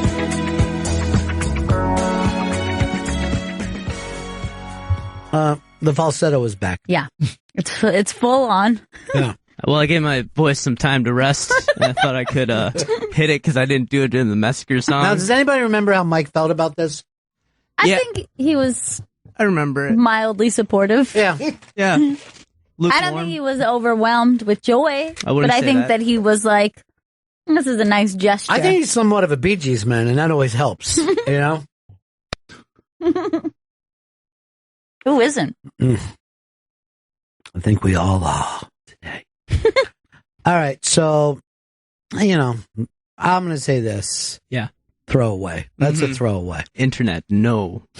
Take it down. No, it's not that bad, but not every song's going to be a hit. That's not a hit song. So far, I don't think you've had any hit songs, though. All right, what's our next one? Our next one is for the duo of Joe Mackey and Sam Morril. Now, I remember these guys being ecstatic with They that were song. so excited. They were freaking out. Yeah. All right, so let's just play that.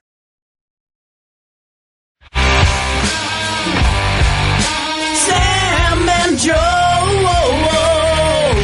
two bros, they're so wonderful. Sam and Joe, the jokes are a lifesaver. Dear Sammy, I saw you headlines for 30 minutes. You cleaned up, found Maggie, hotter than young Ben Affleck. These comics, Joe and Sam, killing more crowds than Manson. Sam Morril, Joe Mackey, I'm drowning in a handsome pool. Yeah, yeah, yeah, yeah, yeah. Now, they, of course, went crazy. And why wouldn't they? The song's fantastic. It's so good. Now, here's what I like. It sounds like them, and you went for an alt hit rather than a mainstream, everybody and their mom knows it. And that's your wheelhouse, my friend. Exactly. And I think also, you knew your audience well. Right. I figured they'd be big Weezer fans, you know? And you figured right. Yeah, they had no other choice than to be Weezer fans. But you brought up the handsome vault. You brought up that he was more attractive to Ben Affleck, which is true. Both very true. That kid's scary pretty. Yeah. You know? Beautiful even. Yeah. Stunning. When I see him, I don't look in a mirror for 3 days. So I just can't even compare myself. When I see him, pictures of heaven look stupid to me. Yeah.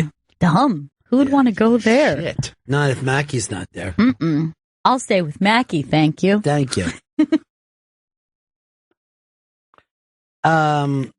Spider brought up something and said, still can't figure out why he never went with open Mike Eagle. Yeah, that wasn't your best. Yeah, it was just above the Funches one, but below everything else. So you're saying Funches is the worst of the Yeah, that was my worst one. Okay. All right, so now you're literally a cult hit band by this point. Yeah. You know what I mean? Like, Yeah. You're not mainstream. You have your own audience, one that you built, one that you deserve. Mm-hmm. And are you playing Madison Square Garden? No. But you're selling out the Beacon in like fucking 15 minutes. Yeah. And that, to me, is a cooler thing to do. Yeah, you're not playing Madison Square Garden because you don't want to. Right. My fans are so loyal, I could stand in the middle of Fifth Avenue and do a falsetto and not lose any support. Nice callback, son. Nice callback. There we go. Proud of you. Proud of you, Dad shirt.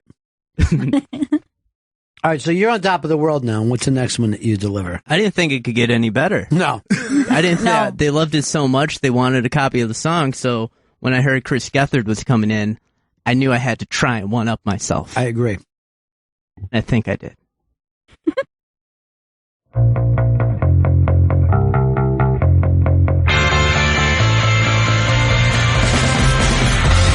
God is the guest. Ha ha ha ho.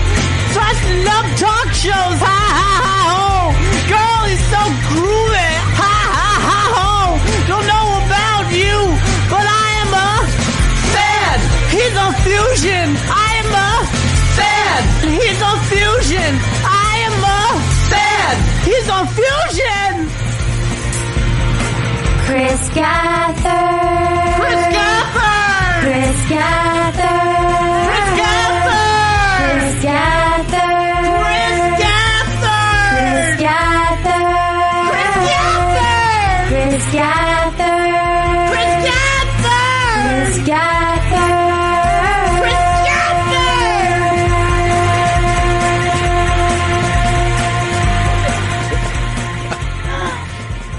Well, you gotta love it. Oh, I do. I mean, I couldn't pick that as my number one because obviously that one is near and dear to my heart. Sure, your favorite band. Mm-hmm. Favorite band.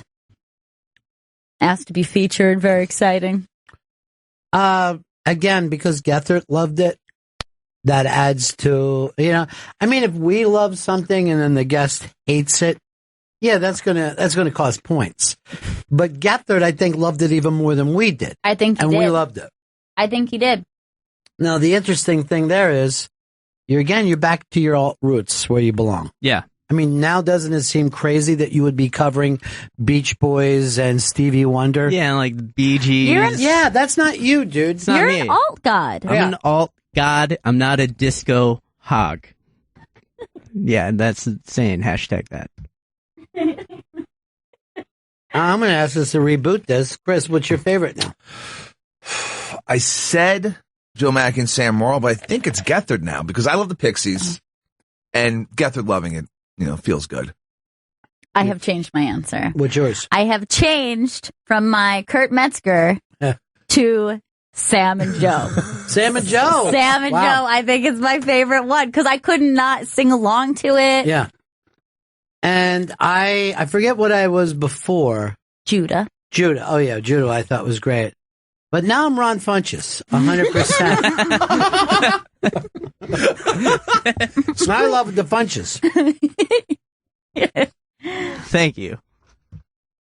What about you? What's your which one gives you the most pride? Gethard, definitely, because he went out of his way to let everyone else hear it. Let his fans, hey, this song Didn't Sam makes and Joe me do feel. the same thing, or they just kept it for themselves? I think they kept it for themselves. I don't think that they tweeted it out, but they did request it for personal use. Listening to it on loop. To fuck to. It's so romantic. You're welcome, Sam and Joe.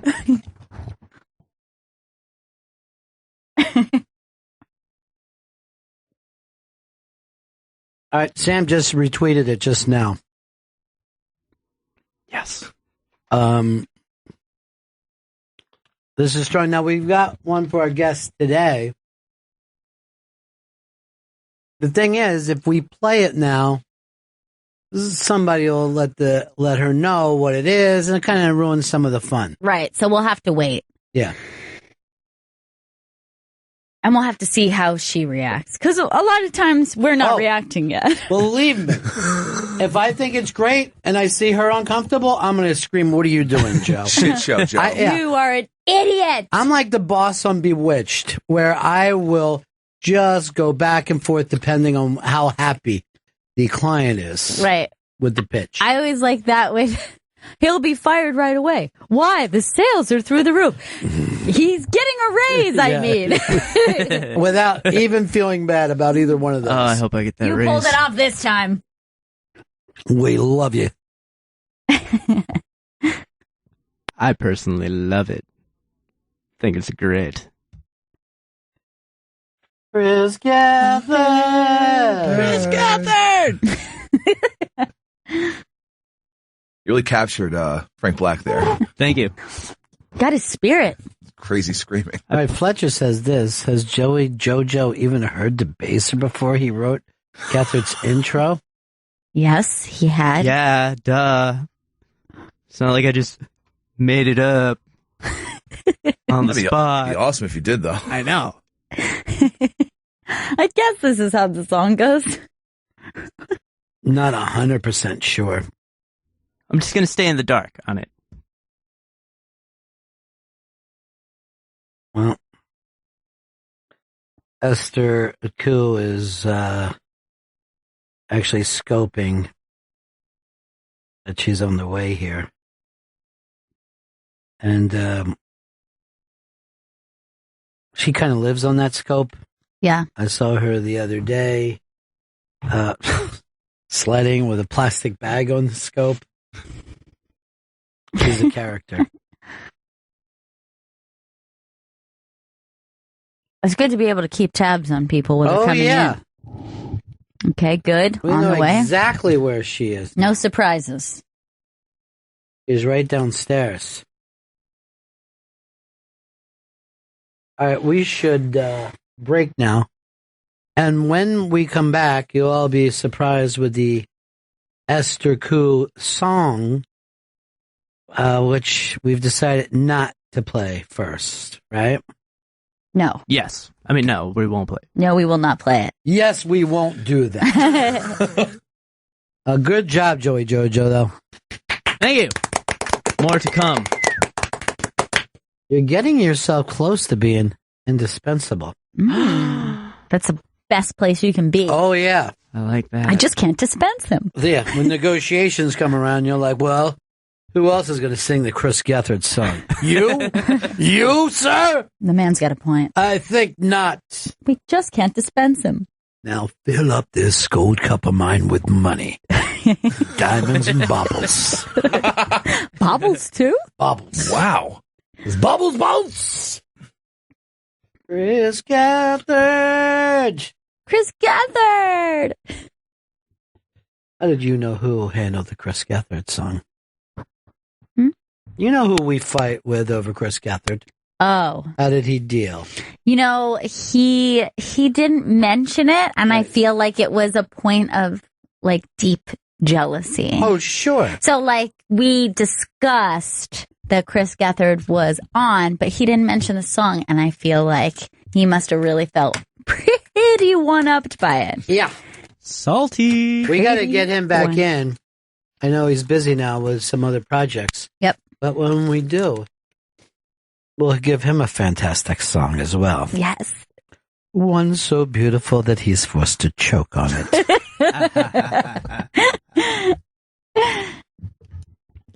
Right back with Esther Ku and her new theme song. It's the Bennington Show. Esther Ku is in studio with us. Who did that song? That was Joey Jojo right over there. Oh my God. How did you like it? I love it. Good. I feel so special. I'm glad, yeah. Now, do you feel like it captured your personality? Because that's what he was out to do. Yes, totally. Yeah. I love it.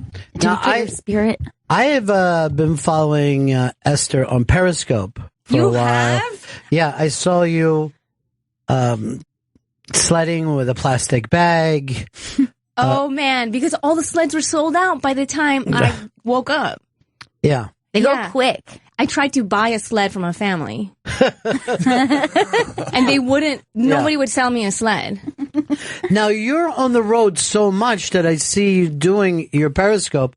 I'm worried, do you have a home base? Yes, I do. All right, I feel better now. Yeah. Because so much you're like in these hotel rooms and you're always... You never comment on my Periscope. I didn't know you follow me. Oh, no. Yeah, I never would comment and say it's me. Oh, my God. No, but sometimes I'll just put it on while I'm watching. Sometimes she does little dances for everybody.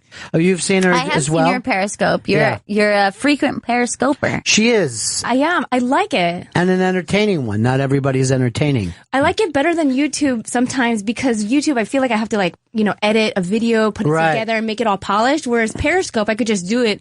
Hey, I'm in, the drive-thru at Taco Bell and check, just talk to people. See, the best thing about what you do, and by the way, I remember at the year-end thing when people picked who they thought was going to really break out.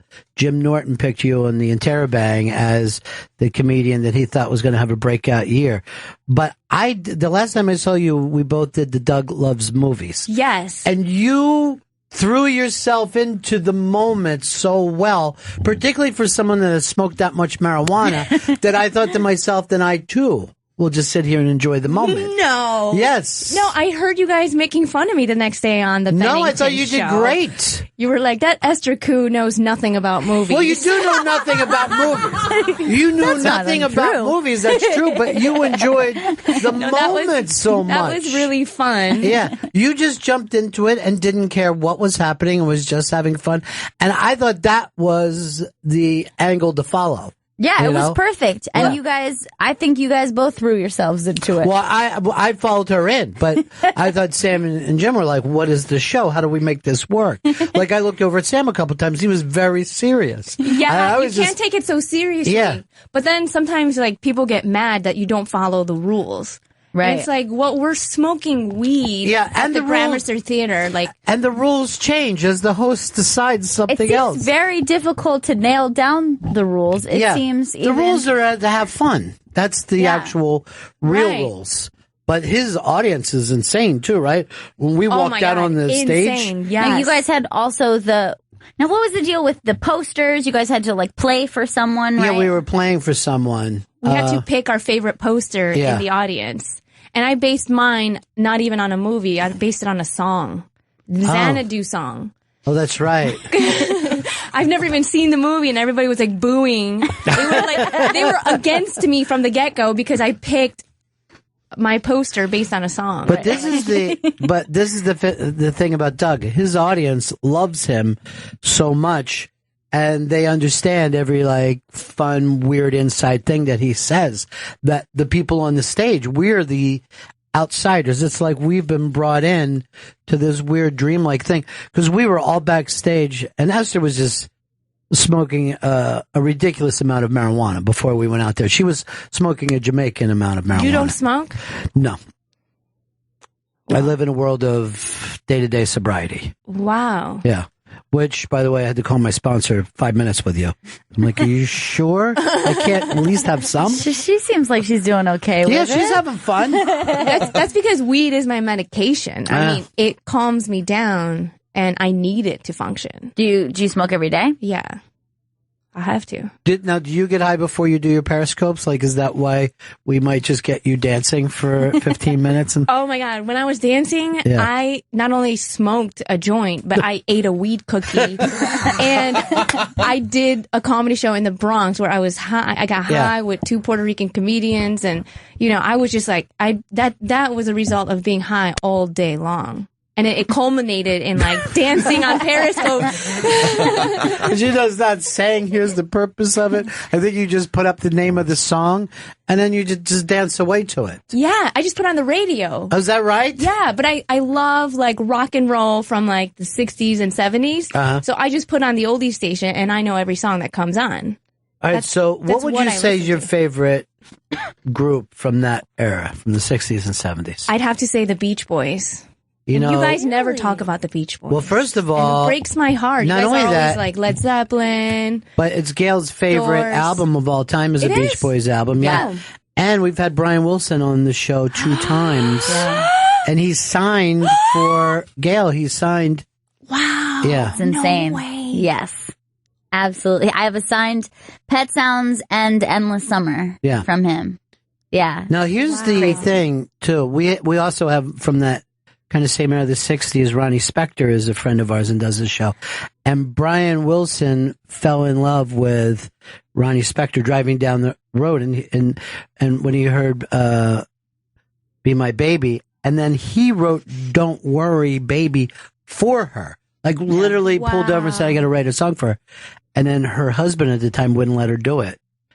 He wanted that to be a Phil Spector, but Brian wanted that to be. You can't get married if you're a rock star. I don't know what these people are thinking. Well, she really married bad. Yeah. You know? Yeah.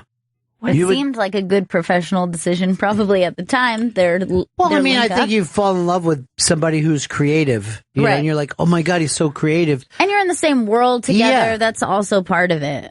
But then, you know, then you got to figure out who he is when he's not being creative. And just because somebody's got all the creativity in the world doesn't mean that he's not an asshole. You know what I mean? Like, but you're seeing him. Like, I'm sure people would look at Michael Jordan when he was playing and being like, he's fantastic. But we don't know if he was once he got home. You know what I mean? He might have been an asshole for all we know. He could have been. He drinks a lot, right? I don't know. Chris, you drink a lot. Yeah. And you look, well, you look bad today, if I'm going to be totally honest with you. Okay. You know what they missed out on that movie, the Beach Boys movie? What's that? They never talked about them hanging out with Charles Manson. Yeah, that was completely omitted. Yeah, and that was Dennis. Dennis was the Manson. Well, what was his connection? He obviously was hanging out with them, but they've never really said. The chicks. Yeah, they were banging these chicks together at his house, and they had no idea he was going to become this murderer. So this is what Manson would do. He would send his chicks out, right? They'd be staying over at somebody's house, And then they would go, oh, our friend Charlie's coming by. And then that's how he would get himself to get into, that's how he got with Terry Melcher and all that kind of stuff. Right. So he was just able to infiltrate because he just had all these women around him. It's a smart move. Yeah. Yeah, it's a smart move. It's like if you show up someplace with coke. I was like, oh, that dude has coke. But they don't know if he's a fucking good man or not. This is going to shock you. A lot of guys that deal coke, not the nicest people in the world. You would think. Because they have so much coke. And they're so they're generous fucking at great. first. Yeah. You're like, this is really great coke, dude. But you would be surprised if you become a cocaine addict. You're pretty easy on people if they have coke after that point. Like, you were able to sit there and just be chopping rounds and be like, so Charlie, you're keeping all the chicks out there at the Spawn Ranch, right? Is that where they are right now? It's fucking great. Play that song again because it's fucking amazing.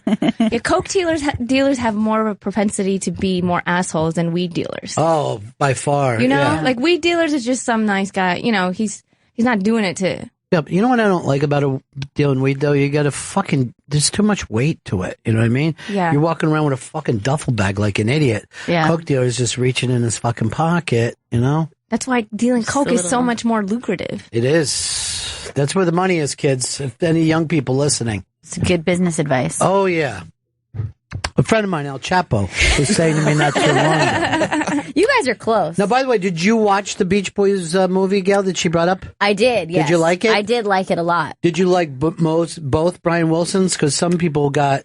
Yes, I really liked watching both. I thought it was like a really cool take on it. And I thought, you know, it was like one of those things like at first you're going, well, where is this going to go? And is this kind of weird? And within like 10 minutes, I was completely settled into like both ideas of both I could have stayed with just young Brian, though. Yeah, Paul Dano's I crazy like good. just the young Brian. The older Brian, who is that? What's his name? John Cusack. John Cusack. He's just so famous, and he's just been in so many Right. movies that it's just like I couldn't get in. I couldn't imagine that was Brian Wilson. I was like, I'm looking at John Cusack. I couldn't. It was much easier to lose yourself in the Paul Dano younger character. one. And that was the funner part of his life. I Of mean, that course, was yeah. the guy is mad, but he's also a genius. Paul Dano should have gotten an Oscar nomination, and the only reason why he didn't because he's black.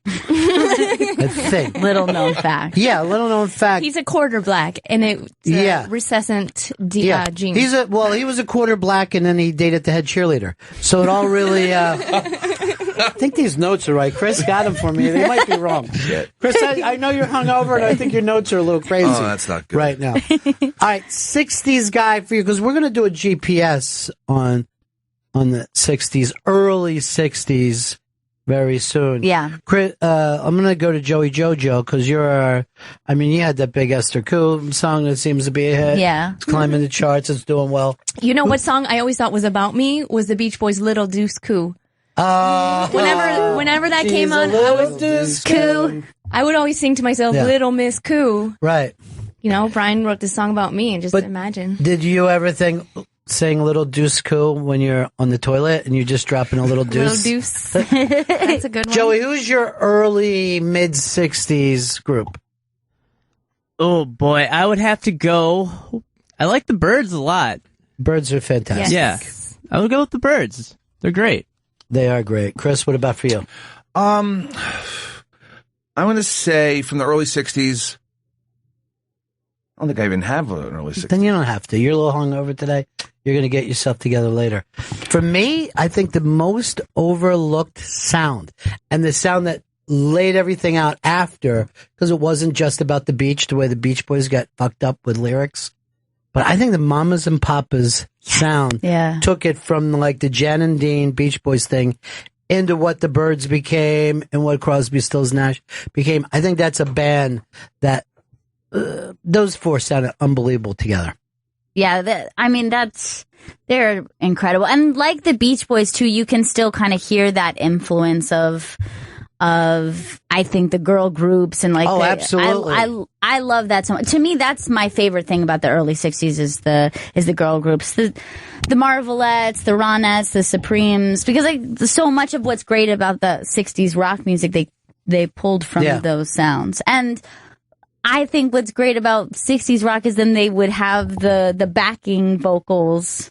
Like it was still very much a part of the sound. I think even like with the Supremes, I remember the first time I saw anything the Supremes, I'm like, where are those people even from? Where do you look like that? Yeah. Because it was almost like they were black and European royalty at the same time because they had those long gloves and those gowns and stuff like that. They had incredible style. Yeah. But also in the weirdest way. I mean, it didn't fit in with what anyone else was doing.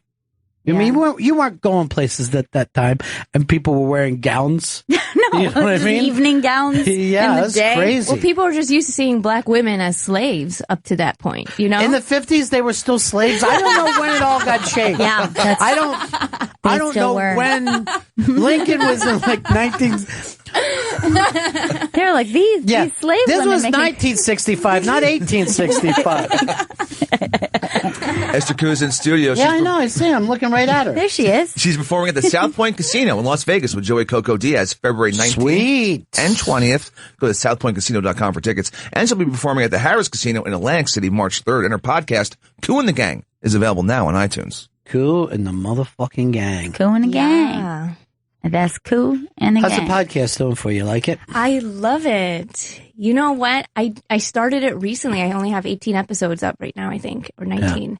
And it's so much fun. I start every conversation talking about poo. Smart. And then it's a good jumping point. And then, you know what I mean? Like, that's just like the ultimate leveler between two people. Right. And let's just get it out in the open. Because you know you're going to have it in common. Right. Everybody poos. Does everybody? I think most people do. Not Obama. No. Not like really well known. I've seen him poo. On Periscope, I follow him. Really? Wow. He does a scat Put scope? that in for He doesn't me. point the camera at himself. Yeah. He's pointing at the toilet paper roll. Going, It's Michelle, get me some toilet paper. That's a pretty good impression. It's Barack Obama and his daily deuce that he's doing every single day. Okay, that's where Louis got the idea from. Yeah. I knew it's too good to be true. Yeah. Luis J. Gomez. Is that his real last name? Yeah. Gomez? The real Gomez. last. But it's a shame because he doesn't know any Spanish. Like, I know more Spanish than he does. You know, Joey speaks fluent Spanish because his mother is Puerto Rican. Sí. Oh, you're like a blanco Puerto Rican, man. Sí, que cada día. Yep. He grew up in... But you have like glasses and everything. It's like Yeah, I have glasses. you look like a, you know, you look like a You can say it. like a gringo person. Oh, okay, cool. I get Jewish a lot in New York. Oh, But when I go home, I get white. 'cause it's there's no because I Jewish can't tell people. you're Jewish because I'm looking straight at your nose. Can you turn your head? Oh, yeah. Oh, okay. Sí, verdad. Ajá, eso. Now, you were born in Puerto Rico. Yeah. You were born in Puerto Rico. Raised in Minnesota. Bred in New York. As so many others. Yes. Now, what part of Puerto Rico were you born in? The town called Moca. It's Boogers is made up. Moca. Yeah. It's on like the western part of the island near Puerto Rico has And there's some a weird town ass called Mo- town names. There's a town called Cialis. Cialis. Yeah. Oh wow. Like the male enhancement. It's really hard to get there. Yeah. All right, where's the Mocha? All right, this is supposedly where Mocha is. Well, is that his house? Supposedly. Because that place is gorgeous. All right, what's it near? It's near a resort town called Aguadilla. I've been to Aguadilla. Yeah. You've been there. Yeah, very pretty town. But it's like more near the farmlands. Well, Mocha, isn't that also like there's a rainforest there? Yeah, it's right near the rainforest. My uncle's a farmer over there, but it's still just like he farms on hills, just on steep slopes. What does he grow?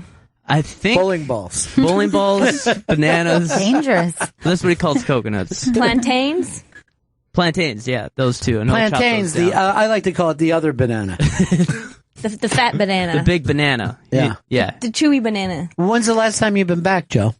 High school was the last time. Dude, you Yeah. gotta get back there, man. You do It's gotta get awesome. back. And he grows where big people- bananas there, but in Cialis, they should grow some giant All right, we bananas. get it. You're doing Very cock funny. jokes. I get You're it. doing cock jokes. Penis humor. Yeah.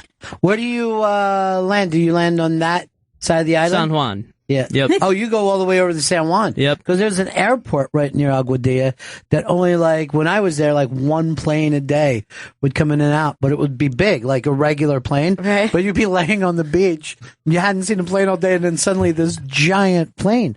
And I yelled, it's 9/11, even before 9/11. I used to call any How kind did of plane you know? accident. It was a thing that I don't know. I get caught up in the space-time continuum. But I just had a bad memory on 9/10. What I was saying, I had a bad feeling about tomorrow. You did say that. Yeah. And that's why me and none of the Jews went downtown that day. I hate to start a false flag. Wow. But that's what happened. Did you see last night, the return of X-Files? I didn't see it. It's very tied in with false flags, 9/11, all that kind of stuff. I watched the first 2.5 to 3 minutes. There's a guy just shooting Esther with a giant camera right behind you. No way. Yeah. Did you Really? see Yeah, him? I saw him. Yeah, the camera's pointing right at the back. Yeah, there's paparazzi outside, but Wow, why don't this you is my turn around first. and... This is my first time with a paparazzi. Yeah, turn he around- must think I'm somebody else. But the fact of the matter is, who? Yeah, I mean, the lens was gigantic. Yeah, does he realize how close he is? He was very uncomfortable. Going for a booger here. If I can get one, I'm looking deep into her nose. Give us a nice plug thing. Esther Ku's in studio. She's performing at the South Point Casino in Las Vegas with Joey Coco Diaz, February 19th and 20th. You go to southpointcasino.com for tickets. And she'll be performing at the Harrah's Casino in Atlantic City, March 3rd. And her podcast, Ku and the Gang, is available now on iTunes. And Esther stays busy. She is a comedian that's out on the road, making it happen. You're out a lot of weeks out of the year, right? Yeah, I'm pretty busy, man. I like it though. It's good to be busy. It makes you happy, right? You know what? What makes you happy is being happy. That's my opinion. Some people act like, oh, the road, it's terrible, but you have fun with it. I love it. I think it's fun. I mean, I haven't been doing it that long, maybe. So once I'm like 20 years in, I'll be like, fuck the road. But, right. You know, I never imagined getting sick of the road. I like it. I like going to other countries too. Yeah. Shit, I've been to Puerto Rico. That's not really another country. Well, it is it's kind another of Commonwealth. It's a Commonwealth. It's a Commonwealth. Yeah. But yeah, I've been to Jamaica, I've been to China, I've been to Guatemala. And you do stand up in all those places? Well, not in Guatemala. Of course not. But that'd be ridiculous. God forbid. But China. Yeah. Yeah, they got me in a big way. What's it like when you go to China to do stand up? You know what? I felt so safe in China because everybody is small. Yeah. You know, whereas here, everybody's huge and it's like just walking down Fifth Avenue can be a struggle just because, Right. you know, people are big and they plow over you. But in China, I felt like they all think I'm Chinese. If I don't say anything, they'll just assume I'm Chinese and nothing will happen. So you got to stay quiet to really get by. Yeah. Just be like, later. All right. Talk to you later. So what did it feel like for you, though, to be walking in a crowd of little Chinese people? It was weird because I'm not used to it. I mean, I was born and raised in the U.S. I'm from Chicago, you know? So I'm used to seeing white people, Mexicans, or whatever, you know, black people. And over there, it's just a sea of Chinese people. I was like, whoa, this is too much. I wonder if you get into any place, like whether it's Norway or China, if they still have like racism with each other and shit that we can't even tell. Right. I mean, They most do. other countries have more class issues because our class issues are very apparent because we have a melting pot and so there's lots of race issues. But I think in other countries it's more about class, where you can tell somebody's background or Well, you can tell by their skin color. If they're dark, that means they come from like a long line of rice pickers, you know, people who worked on rice farms, and poor people who had to like walk up and down a mountain to get water for their house. And as opposed to people who are light skinned who, you know, have like a wealthier job, they get to stay home and have servants and stuff. So if your skin is lighter, then that just means you're just upper class almost. Wow, that's and wild. so in Korea they sell skin whitening cream, and you know they're starting to sell Korean cosmetics in the U.S. now because It's gigantic, as a matter of fact. huge. And there's some controversy over like, well, what's with this whitening cream? Because everybody here wants to get tan and goes to tanning salons. Yeah. So it's Well, bizarre. here we want whitening creams for our assholes. I Yeah. know a lot of the women. I'll take that for one very specific place. A lot of the women are like, everything with me looks good right now. I don't care if my asshole's a little brown. I mean, people still seem to want to lick it.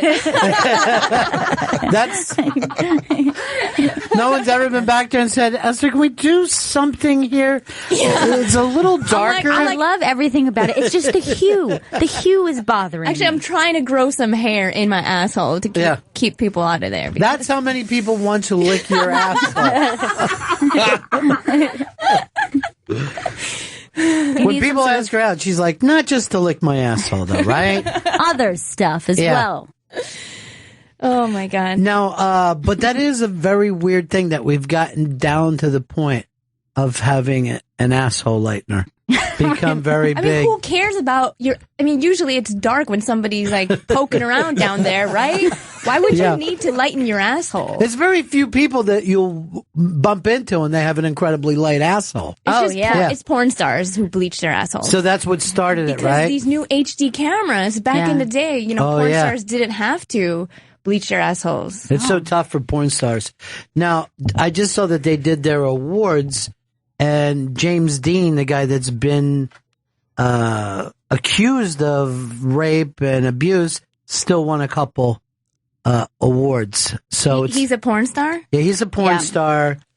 See, I don't know anything about porn stars. Now, Chris, you were telling me that he's probably the most famous male porn star? Yeah, he's the most famous male porn star by far. What about Ron Jeremy? He's the... Ron Jeremy is... His days are over? Well, he's like the Mickey Mantle, who'll always be appreciated, you know? This guy's a young buck in the game. Right, but... So he raped other porn stars on set? Some other porn stars and just some regular people, they said? His ex-girlfriend, who was a porn star, said that he raped her, like, during a scene. And then, like, 3 or 4 other porn stars also said that. But he does a lot of kind of hardcore... like BDSM stuff, yeah. He still won awards because he doesn't look like a rapist, you know? Right, he doesn't. Like, when they cast the rapist in Law & Order, they always, have somebody who looks like a derelict and... Yeah. Is ugly, but this guy's like a good-looking dude. Well, so if I was on the jury, I would have a tough... You'd really have to convince me. Number 1, he looks like the boy next door. Number 2, incredibly light asshole. And I don't think a guy with a really ivory asshole Well, the thing is going to it's rape. lighter than the rest of his skin, which is really weird, as he took it way too far. And now it's like it's blinding almost. It's too light. It's actually too light to really, for me to focus on the rest of the porn. Joey, do you have a favorite male porn star? I mean, I guess it was James Dean until these damn rape accusations. But he's doing rape porn, right? Yeah. Yeah. He does the abuse stuff, like the facial abuse. You fucking have this coming to you. You're dumb. You like this bitch? Yeah. So this would my be understanding. You're dumb. Yeah. You're just dumb. This would be like finding out that Steven Seagal actually broke people's necks. Yeah, and he's like, but when I do it, you guys all clap. And we're like, that's because it's fake. And by the way, I know somebody who used to date Steven Seagal, and his asshole is like coal. I mean, it's That's dark, it's black frightening. as night. It's healthy. So much that you could actually light it on fire and keep heated. It's like the absence of color. Oh, yeah, you know what I mean? yeah. It's a dark hole, basically. Do you ever like spread somebody's cheeks and like look inside their asshole? Yeah. Like deep inside, like past the hair and the dingleberries.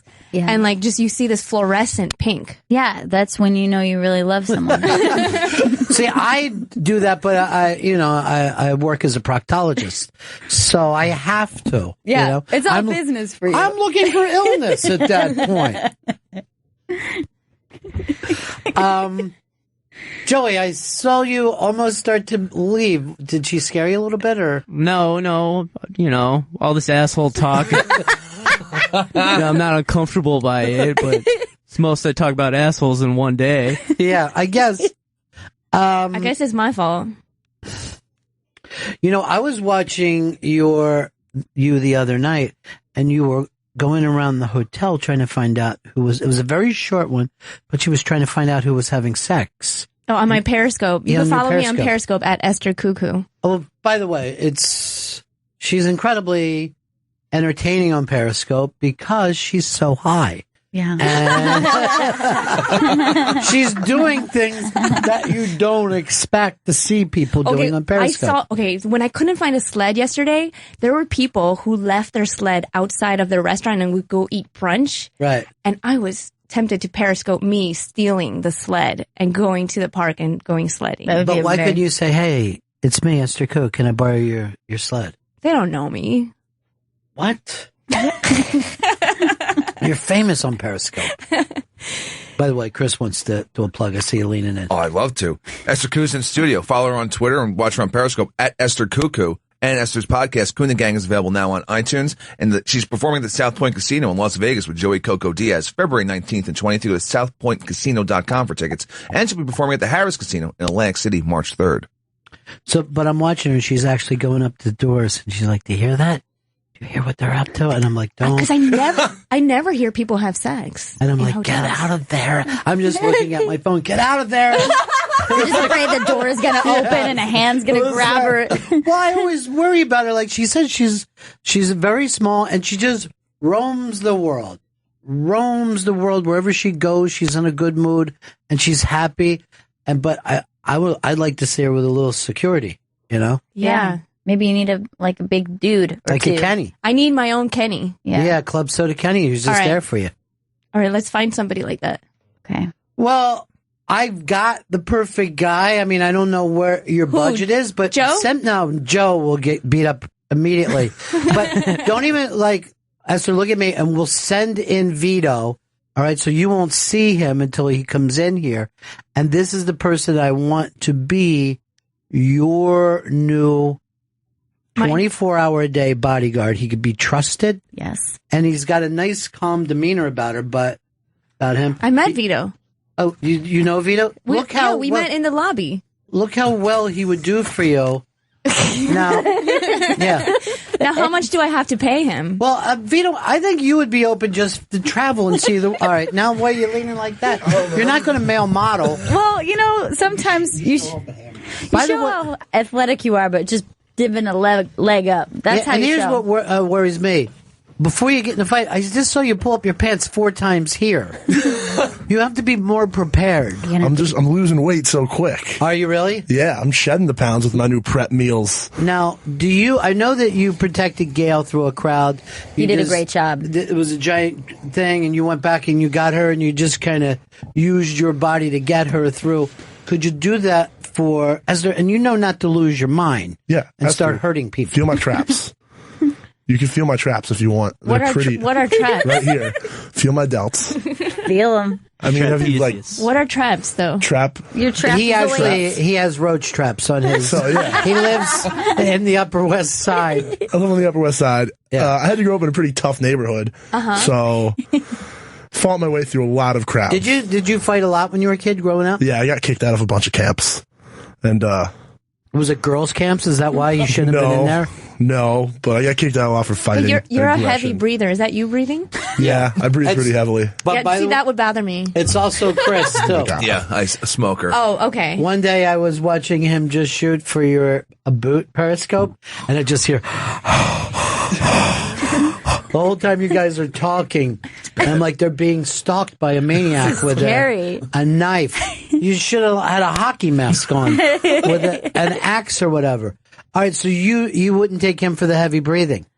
Maybe it's Chris. I mean, I don't think I'm a heavy breather. But you could also, and you could trust him to be with you, he could dog sleep at the bottom of your bed every night. He could lay down. No, see, that's the problem. Why?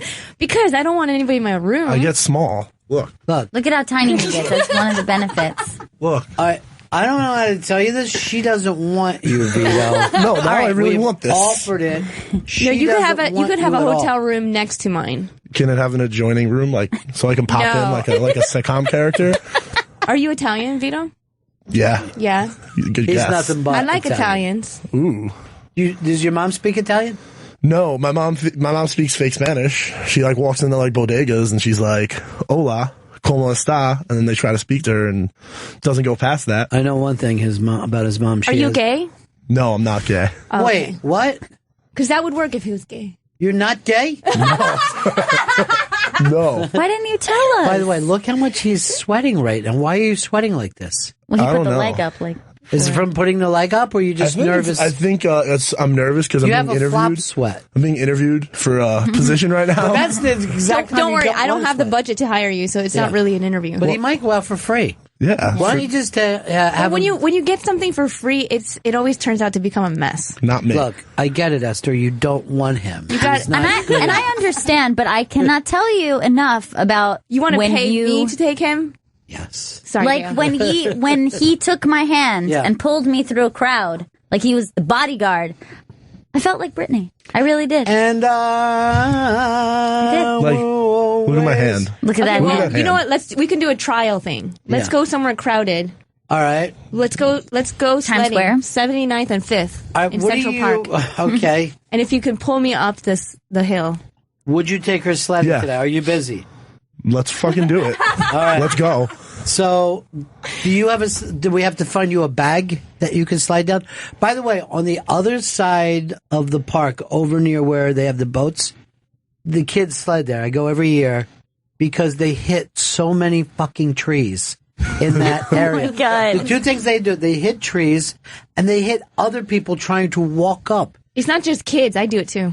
There's too many city people, so they walk right up where the kids are, and you just watch people get knocked hand over ass. It gets really busy in the city parks for the Terrible. snow. That's why I went sledding last night and I waited till I knew the kids had to be You're home. smart. So I went around like 7:30 and it was totally dead in there. I went out you 3 call o'clock. me? I went out 3 o'clock in the morning, and buried a body, and then I sled. And then I would actually, when the kids were sledding, I go, Whose body? Can you give us a clue? well, it's New York. Sometimes you have to dispose of people. Is it But somebody we know? No. Oh man. Let's just say it's somebody who forgot, that when a bill is due, and just leave it at that. I think we all agree. You got to stay on top of those. You got to payments. stay on top of you. And this is why other people will pay you quickly, because they know people disappear in this town. Vito, I want you to take her sledding today, but I want you to be the toboggan. I want Esther to get up on your Oh my God, shoulders it's perfect. and for you to just slide down. I'll get in a garbage bag and I'll slide down. No, on your belly. On your white belly with your gleaming white asshole. Mm-hmm. I want you to slide down there like Frosty did for the children. Frosty did do that. You know, I really love Frosty. I would love to be like he says happy birthday all the time. Happy birthday. I think I can do this. I'm really excited now. I can't wait to go sledding. We can have a snowball fight. I don't know if Esther wants you there. I don't, you know what, but I grow on people and That's what You're she's like worried about. you're like a fungus. Yeah. the chemistry is undeniable right now. I don't think so. I'm looking at Esther. I don't think you want to go with him, right? Look at me. No, I mean he's lovable. And yet, he's not trustable. Is he not cool enough for you? No, it's not him that's the problem. I'm just so used to being by myself that I like it. Smart. You know? Yeah, we were talking about this the other day, that if you're a single person by a certain time of your life, to then suddenly be a couple, it's almost unbearable. If you like... It's startling. Yeah, if you like coming and going as you choose. Particularly, I think if you lived alone for a long period of time. Absolutely. Because then you have your own way of doing things, your own space, everything is yours in your home. And then you add a new person to that mix and it messes, because they're on a different schedule than you. Yeah. Right.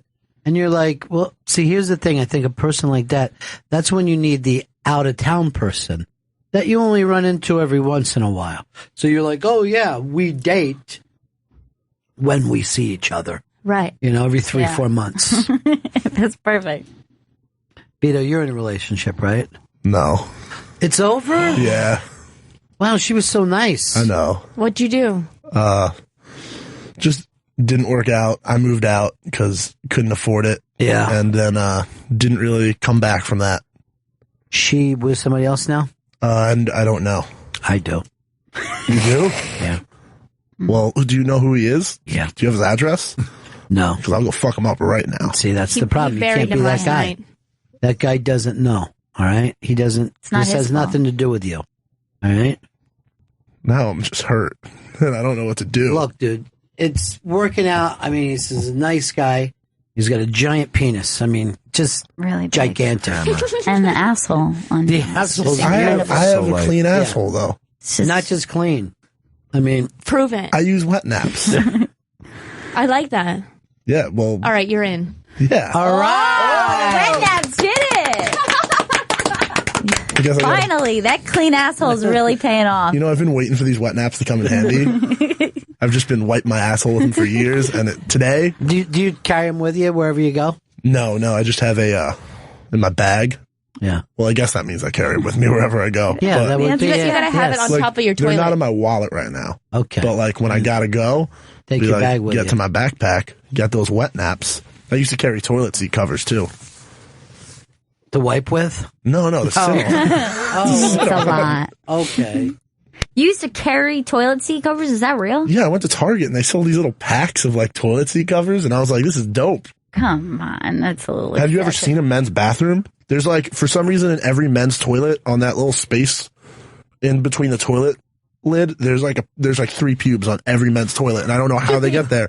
Every single men's toilet, it's like dudes go in there and just rip off their pubes. I use men's bathrooms all the time and never see pubes. Yeah. There's always one. There's always shit in women's toilets. I've always heard from women that it's worse than men's. It is worse. But I also, when somebody's a germ freak, and you obviously are, Vito, there's nothing we can do to relax you. No, yeah, I used to carry hand sanitizer everywhere. Really? Oh yeah, and I used to because when I was in high school. He's too OCD for me. Yeah, No, I'm you not just anymore, fucked though. up. I can change for you. You just fucked up. I can dude. change for you because Nobody wants nobody wants a bodyguard that's afraid to because touch the doorknob. I want to be the most OCD person out of all of us, and if you're more OCD than me, then that's just fucking annoying. I mean, I'll lick my palms right now. It's not you licking, Yeah. it's other people. I'll let Joe lick my palms right now. I couldn't do that to Joe. Thank you. Joe, do it. Why? Oh, man. Why am I in this? I'll take Joe. Can I trade Vito for Joe? You know what? I mean, this might sound crazy, but I think Joe would be perfect for you. Yeah. He's a songwriter. He's very... We could write songs together. Yeah, you write songs together. Oh my gosh. Or I could commission him to write songs about me and play it on the Bennington show. Well, you know, he did that Ku song for you, which... Yeah, and all Vito did was just get me from the lobby. You know, that's it's stupid, fucking Vito. rock that, it's like though. this Did you guys is see that? lopsided. Yeah. We had a great conversation too. Now I'm into Joe. you know what? Okay. Now I'm second guessing and you. he's half Puerto Rican. Yeah. Get out, Vito. Yeah, Get out. Yeah, you, come on. You got voted off the And island. he sweats too much. I can't deal with I know, sweaty it's people. I do filthy. sweat a lot. What if he has hepatitis B and his sweat flickers from his face to Right. mine and Yeah. it lands on my You tongue? can't risk That's it. a great I don't point. have hepatitis. What is Isn't that? hepatitis B not the bad one? I don't thought know. C was the bad I one. think C's the bad But one. at least Yeah. Joe and I have this nice glass in between us. I can Yeah. see you. You know, You can it's see the me. perfect relationship for Right. two And like, dorks. you kind of like you look cute together. You know what I mean? Like, Yeah. there's We something make that a- really works there. Yeah, we would. Well, when I look at Joe, I always see like an ugly Esther Ku. Like if Thank you. Esther Ku wasn't pretty. It's still You pretty know? good looking. Yeah. Wait, what's the other half of you? Swedish and Dutch, a quarter each. That's a little weird. I like Dutch. I like the Dutch part. I could do without the Swedish. Okay. But Dutch? All right. Well, Why didn't you just say you were He's half done with it Dutch? I'm half Dutch. All right. Half Yeah. Dutch, half Puerto Rican. You know, the Dutch used to take a lot of prejudice. People would say stuff like a Dutch treat means you're as cheap as a Dutch person. Yeah. That means, oh, he's so cheap he makes the girl pay. Yeah. Like you go Dutch. That's because Dutch women are so strong. They don't even take any, epidurals for when they give birth. Like they pride themselves on being such strong women. I think that's where it comes from. I never heard of that before. Really? So out of all the women, they're the strongest at giving birth. Dutch women are fucking monsters, man. Like they just ride bicycles in Amsterdam with 3 kids following them. I get some they're pictures just of Dutch women. I gotta check this they're out. just fierce, and I think Yeah. they're just stronger than the men. So I think they like paying for their own. Right. Yeah, and Dutch side men, of the they're meal. kind of small and effeminate with glasses and they kind of have a large Noticed that. nose and they sit on the other side of glass and they wear dad sweaters to work. Yeah, but listen to this. No heavy breathing. I got that going for me. I'm looking at a lot of tough Dutch women. Look at these. Okay. Women are pretty badass looking. Yeah. They look pretty tough. All right, look, one after another. They could handle their shit, Yeah. Not like that wet napper in there, fucking Vito. No, the heavy breather. I'm glad he's gone. Me too. He's disgusting. Seriously. I'm so mean. No, you're 100% right. He was starting to disgust me. He was in here. make sure that we clear out his office. Poor Vito. Yeah. And sanitize it as well. I got him please. fired? Yeah, he's fired. Oh my God. I want somebody I went to interview for his job as his girlfriend's new boyfriend. Well, that guy seems great. He seems fucking guy's awesome. He's got everything we were looking for. Yes. Joe could be your bodyguard if only very small people attacked you. Yeah, but if they ever did, like children, I would beat them. When's the last beat them time that up. you were in a big fight, Joe? Because I think you're wiry, right? Big fight. I was 7th grade. 7th grade was the last one. Yeah. All right, let's Hey just man, see. mine was 8th grade, so I don't know if this is gonna work. If you were going to be in a fight, show me your fight stance. What would you do if a fight was starting? Be like this. Okay, Like you're You gonna look get like in you a have fight and cerebral palsy. Yeah. I would be like, first I would like get big like this, Yeah. and then I'd push them, and then I'll try to go for some sort of punch or But something. that thing that you were doing was like an See, that's the thing. 1890s I don't fight. need a bodyguard because I know how to fight. Yeah. You know, like I could beat Joe up. You could be my bodyguard then. Well, do you maybe. need a bodyguard? Why would anybody be after you? Oh no, I'm really nice. See, I think Esther probably has weird dudes falling too hard in love with her, right? Is that a thing? Like somebody... You know, when I lived in New York, I did go out with anybody who asked me out because I Okay, was just so nice. lonely. Right. You know, because all my friends had like day jobs. I was just doing, spots at night. So if somebody asked me, I'd be like, yeah, sure. And I would be like, and I didn't like sleep with all of them or anything. And so I would just like be out. But it'd be weird for you... And then like it would just become weird. Yeah. Like I owe a lot Why of did guys. you say yes? I owe a lot of guys apologies for never sleeping with them. I feel like. They make cards for that. Yeah. Do they make cards for that? Because Yeah. I need a line of those. Yeah. At least An e-card. like sorry, never fucked you. Sorry, didn't know that you expected a hand job. Would be a nice... Seriously, I bet we could make a fortune selling these fucking cards. Or even like maybe like a flower business, like flowers for handies. Like if Okay. you didn't give a handy, you send some flowers or maybe some chocolate, something like that. Where Yeah. you're like, hey, I know that I didn't give you that handy you were looking for, But did you date a lot of comics in New No. York? You would not date comics, right? I date audience members. All right, smart. Yes, That's the bright because thing. they put you on a pedestal. Yeah. Like Right. they, worship you. and there's no competition there. Like comics, sometimes when they date other comics, you could feel like, Well, I just don't want to have to like run into people again. Yeah. Like after I date you, I just want to be done. And But what if like you- bury your body? What if you dated somebody who dated other comics and you're like, well, really, who'd you think had the best set? Like if you dated somebody who also dated Joe List, that would be difficult because you're like, yeah, but Joe started before me and that stuff that you see is not off the top of his head. He really worked that special out. right. Yeah, that's why you can't. Yeah. So That's I stick with audience members. Voss, member Voss and Bonnie had that thing because he judged a contest and was good to somebody Right. that she thought was just a little more hot than was a good comedian. Right. You know? Plus, it's just too much talking. 2 comedians in a relationship. That Right. would just get exhausting. And always diving for the same Right. Well, jokes. I'm going to be hosting that show with them. And I mean, really, I don't think I'm hosting a show. I'm trying to save their marriage. Yes, it's My Wife Hates Me, Valentine's Day special, hosted by Ron Bennington. Thank you. And it's happening Tuesday, February 9th at 8 p.m. Doors are at 7 p.m. and you can go to Whoa. comedy. The Doors are going to be there? Yeah, Fuck, the Doors. I'm going to be there at 6:30.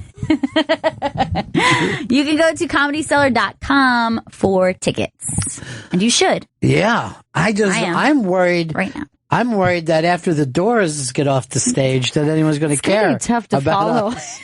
So anyway, let's keep it going for the Doors, everyone. Yay. Wow. Doors back. I'm trying to give them the light during the end. Like, come on, guys. Wrap it up. You said you were doing an encore, but this is 19 minutes. You said it's the end. All right. If you could go back in time, the Doors only do one song in front of you. What song would you want to hear? Oh my God. I Yes. would say that I would want to hear Love Street. Ooh. Good call. Esther, you get to hear one Doors song. One Door song. Well, if I was running low on weed and I Yes. had one joint left, Yeah. I'd say this is the end. This is the end. They said that was the one that would drive, the fucking cops crazy because no one was actually cursing on stage. It was back in the Lenny Bruce days. So they used to get calls and like, if those guys do the end the same way, well, even on the album, they don't curse. He's like, mother, I want to, he just starts screaming. Joey, what about for you? Peace Frog. Blood on the streets, on the town of heaven. Yeah, this little man came in here. And he had a little something in his hand. And he squirted my eyes. You're all a bunch of fucking sheep. All right, easy, Jim. Just do the tunes the way we wrote them. We're here to see you. Yeah. I don't know. I know that you're having a rough day today. Yes, you skipped the last time we went around the room. But what do you got? Soul Kitchen. See him do a cover, huh? That'd be your excitement? I think it'd be pretty great. Let me sleep all night in your... What about you? Well, this changes on a day-to-day basis.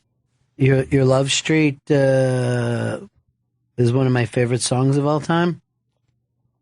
How could you not want to see Roadhouse Blues, though? That had to be one of the funnest songs in the world to see them do live. Yeah. And Love Street might be a little short. Like, there's so many songs that, like, he goes on tangents. You could. She lives on Love Street. And I guess I like it fine. So far. So far. There's a store where the creatures meet. I wonder what they do in there. And the people who live near him are like, wait, who you fucking calling creatures, dude? This is a nice area. This is Laurel. Okay, there's no creatures that live here. Summer Sunday. And the year. Man, we got to do LA, right? I know. We got to do an LA thing. I'm excited for that one. You know what? Now I changed my favorite of that LA bands. Love. Love is my favorite of all the LA bands. Oh, that's so good. I got into them kind of, I guess I was probably in high school. And what is that, the main album? Because they really didn't. Wes Anderson. Yeah, exactly. Forever Changes is the name of the album. And that album is so insane. It's so crazy. Do you know at like one time, The Doors and Love were like the two big bands in LA? And Love is kind of forgotten, and The Doors are, the it girls of that era. I tried to turn some friends on to Love, like friends that I thought would be into it because we were in a conversation of like that kind of sound. And I put on that album, and they just didn't get it, and it really bummed me out. And That's like the end of a friendship. And they're the type of people who like they're always turning you on to things, and you're very like, for me, I'm very receptive when people are like, check this album out.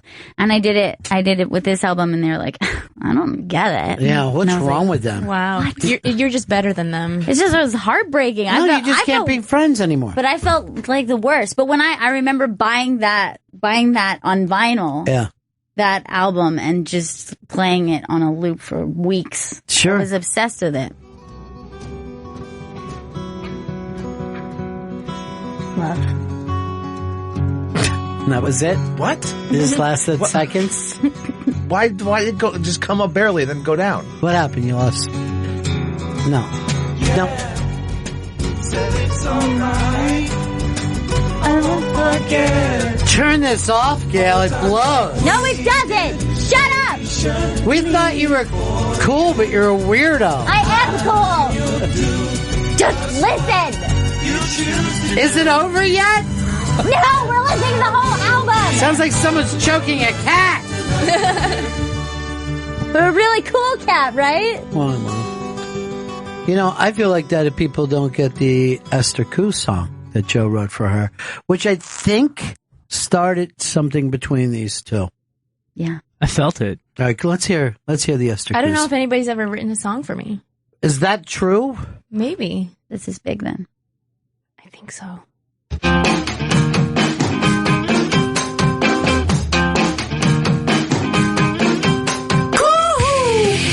When she is doing stand-up.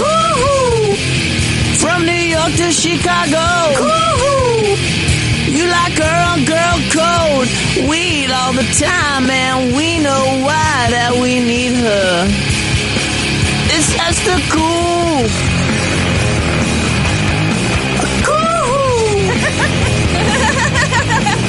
Cool. That could be the start of your new podcast. It could be your theme song. Oh, well, I already have a theme song. Oh, I love it! Esther just came in and beat the shit out of our whole staff today. I love that. It could be your ending song. No, it's too late. Just Middle? Don't beg, okay? Yeah. You're like one of her weird groupies trying to follow her home. I'll use it for my podcast. Oh. It's a podcast of how mad he is at Esther Ku. It was like, So one time, I wrote this song. For a girl who doesn't even know whether I'm dead or alive. Welcome back to the 47th episode. Of me stewing. Still haven't shaved. My guest today, Vito. I should give him a shout out though in the middle of my podcast. Oh, that would be great. I'll listen to every episode. Will Until you? it happens. Yes. Until it happens. Then after. All right, we've got to wrap this up. It's always great to see you again. Well, thanks so much for having me. Yeah, it was a blast. And we'll see you again next time that you're in town. She comes in. We never know. I'll make sure to block you on Periscope. All right, Mr. Bennington. Yeah. I had no idea. Yeah, my name on there is just Ron Bennington. Is it? Yeah. And you're just able to see it immediately when I come in. Oh, there's Ron Bennington. There he is. Chris, why don't you do the nice little plug that you do? Esther Ku is performing at South Point Casino in Las Vegas with Joey Coco Diaz, February 19th and the 20th. Go to southpointcasino.com for tickets. She'll also be performing at the Harris Casino in Atlantic City March 3rd. And her podcast, Ku and the Gang, is available now on iTunes. Doing a lot of those casinos, though, right? Yeah, well, I'm doing the Stand tonight and the Cellar tomorrow. So if you're great. in New York, come by. Two great clubs. Always fun. All right, that's it. We'll see everybody again in 1974. Ladies and gentlemen, the evening is over. We hope you all enjoyed yourselves, and we'll see you all again in 1974.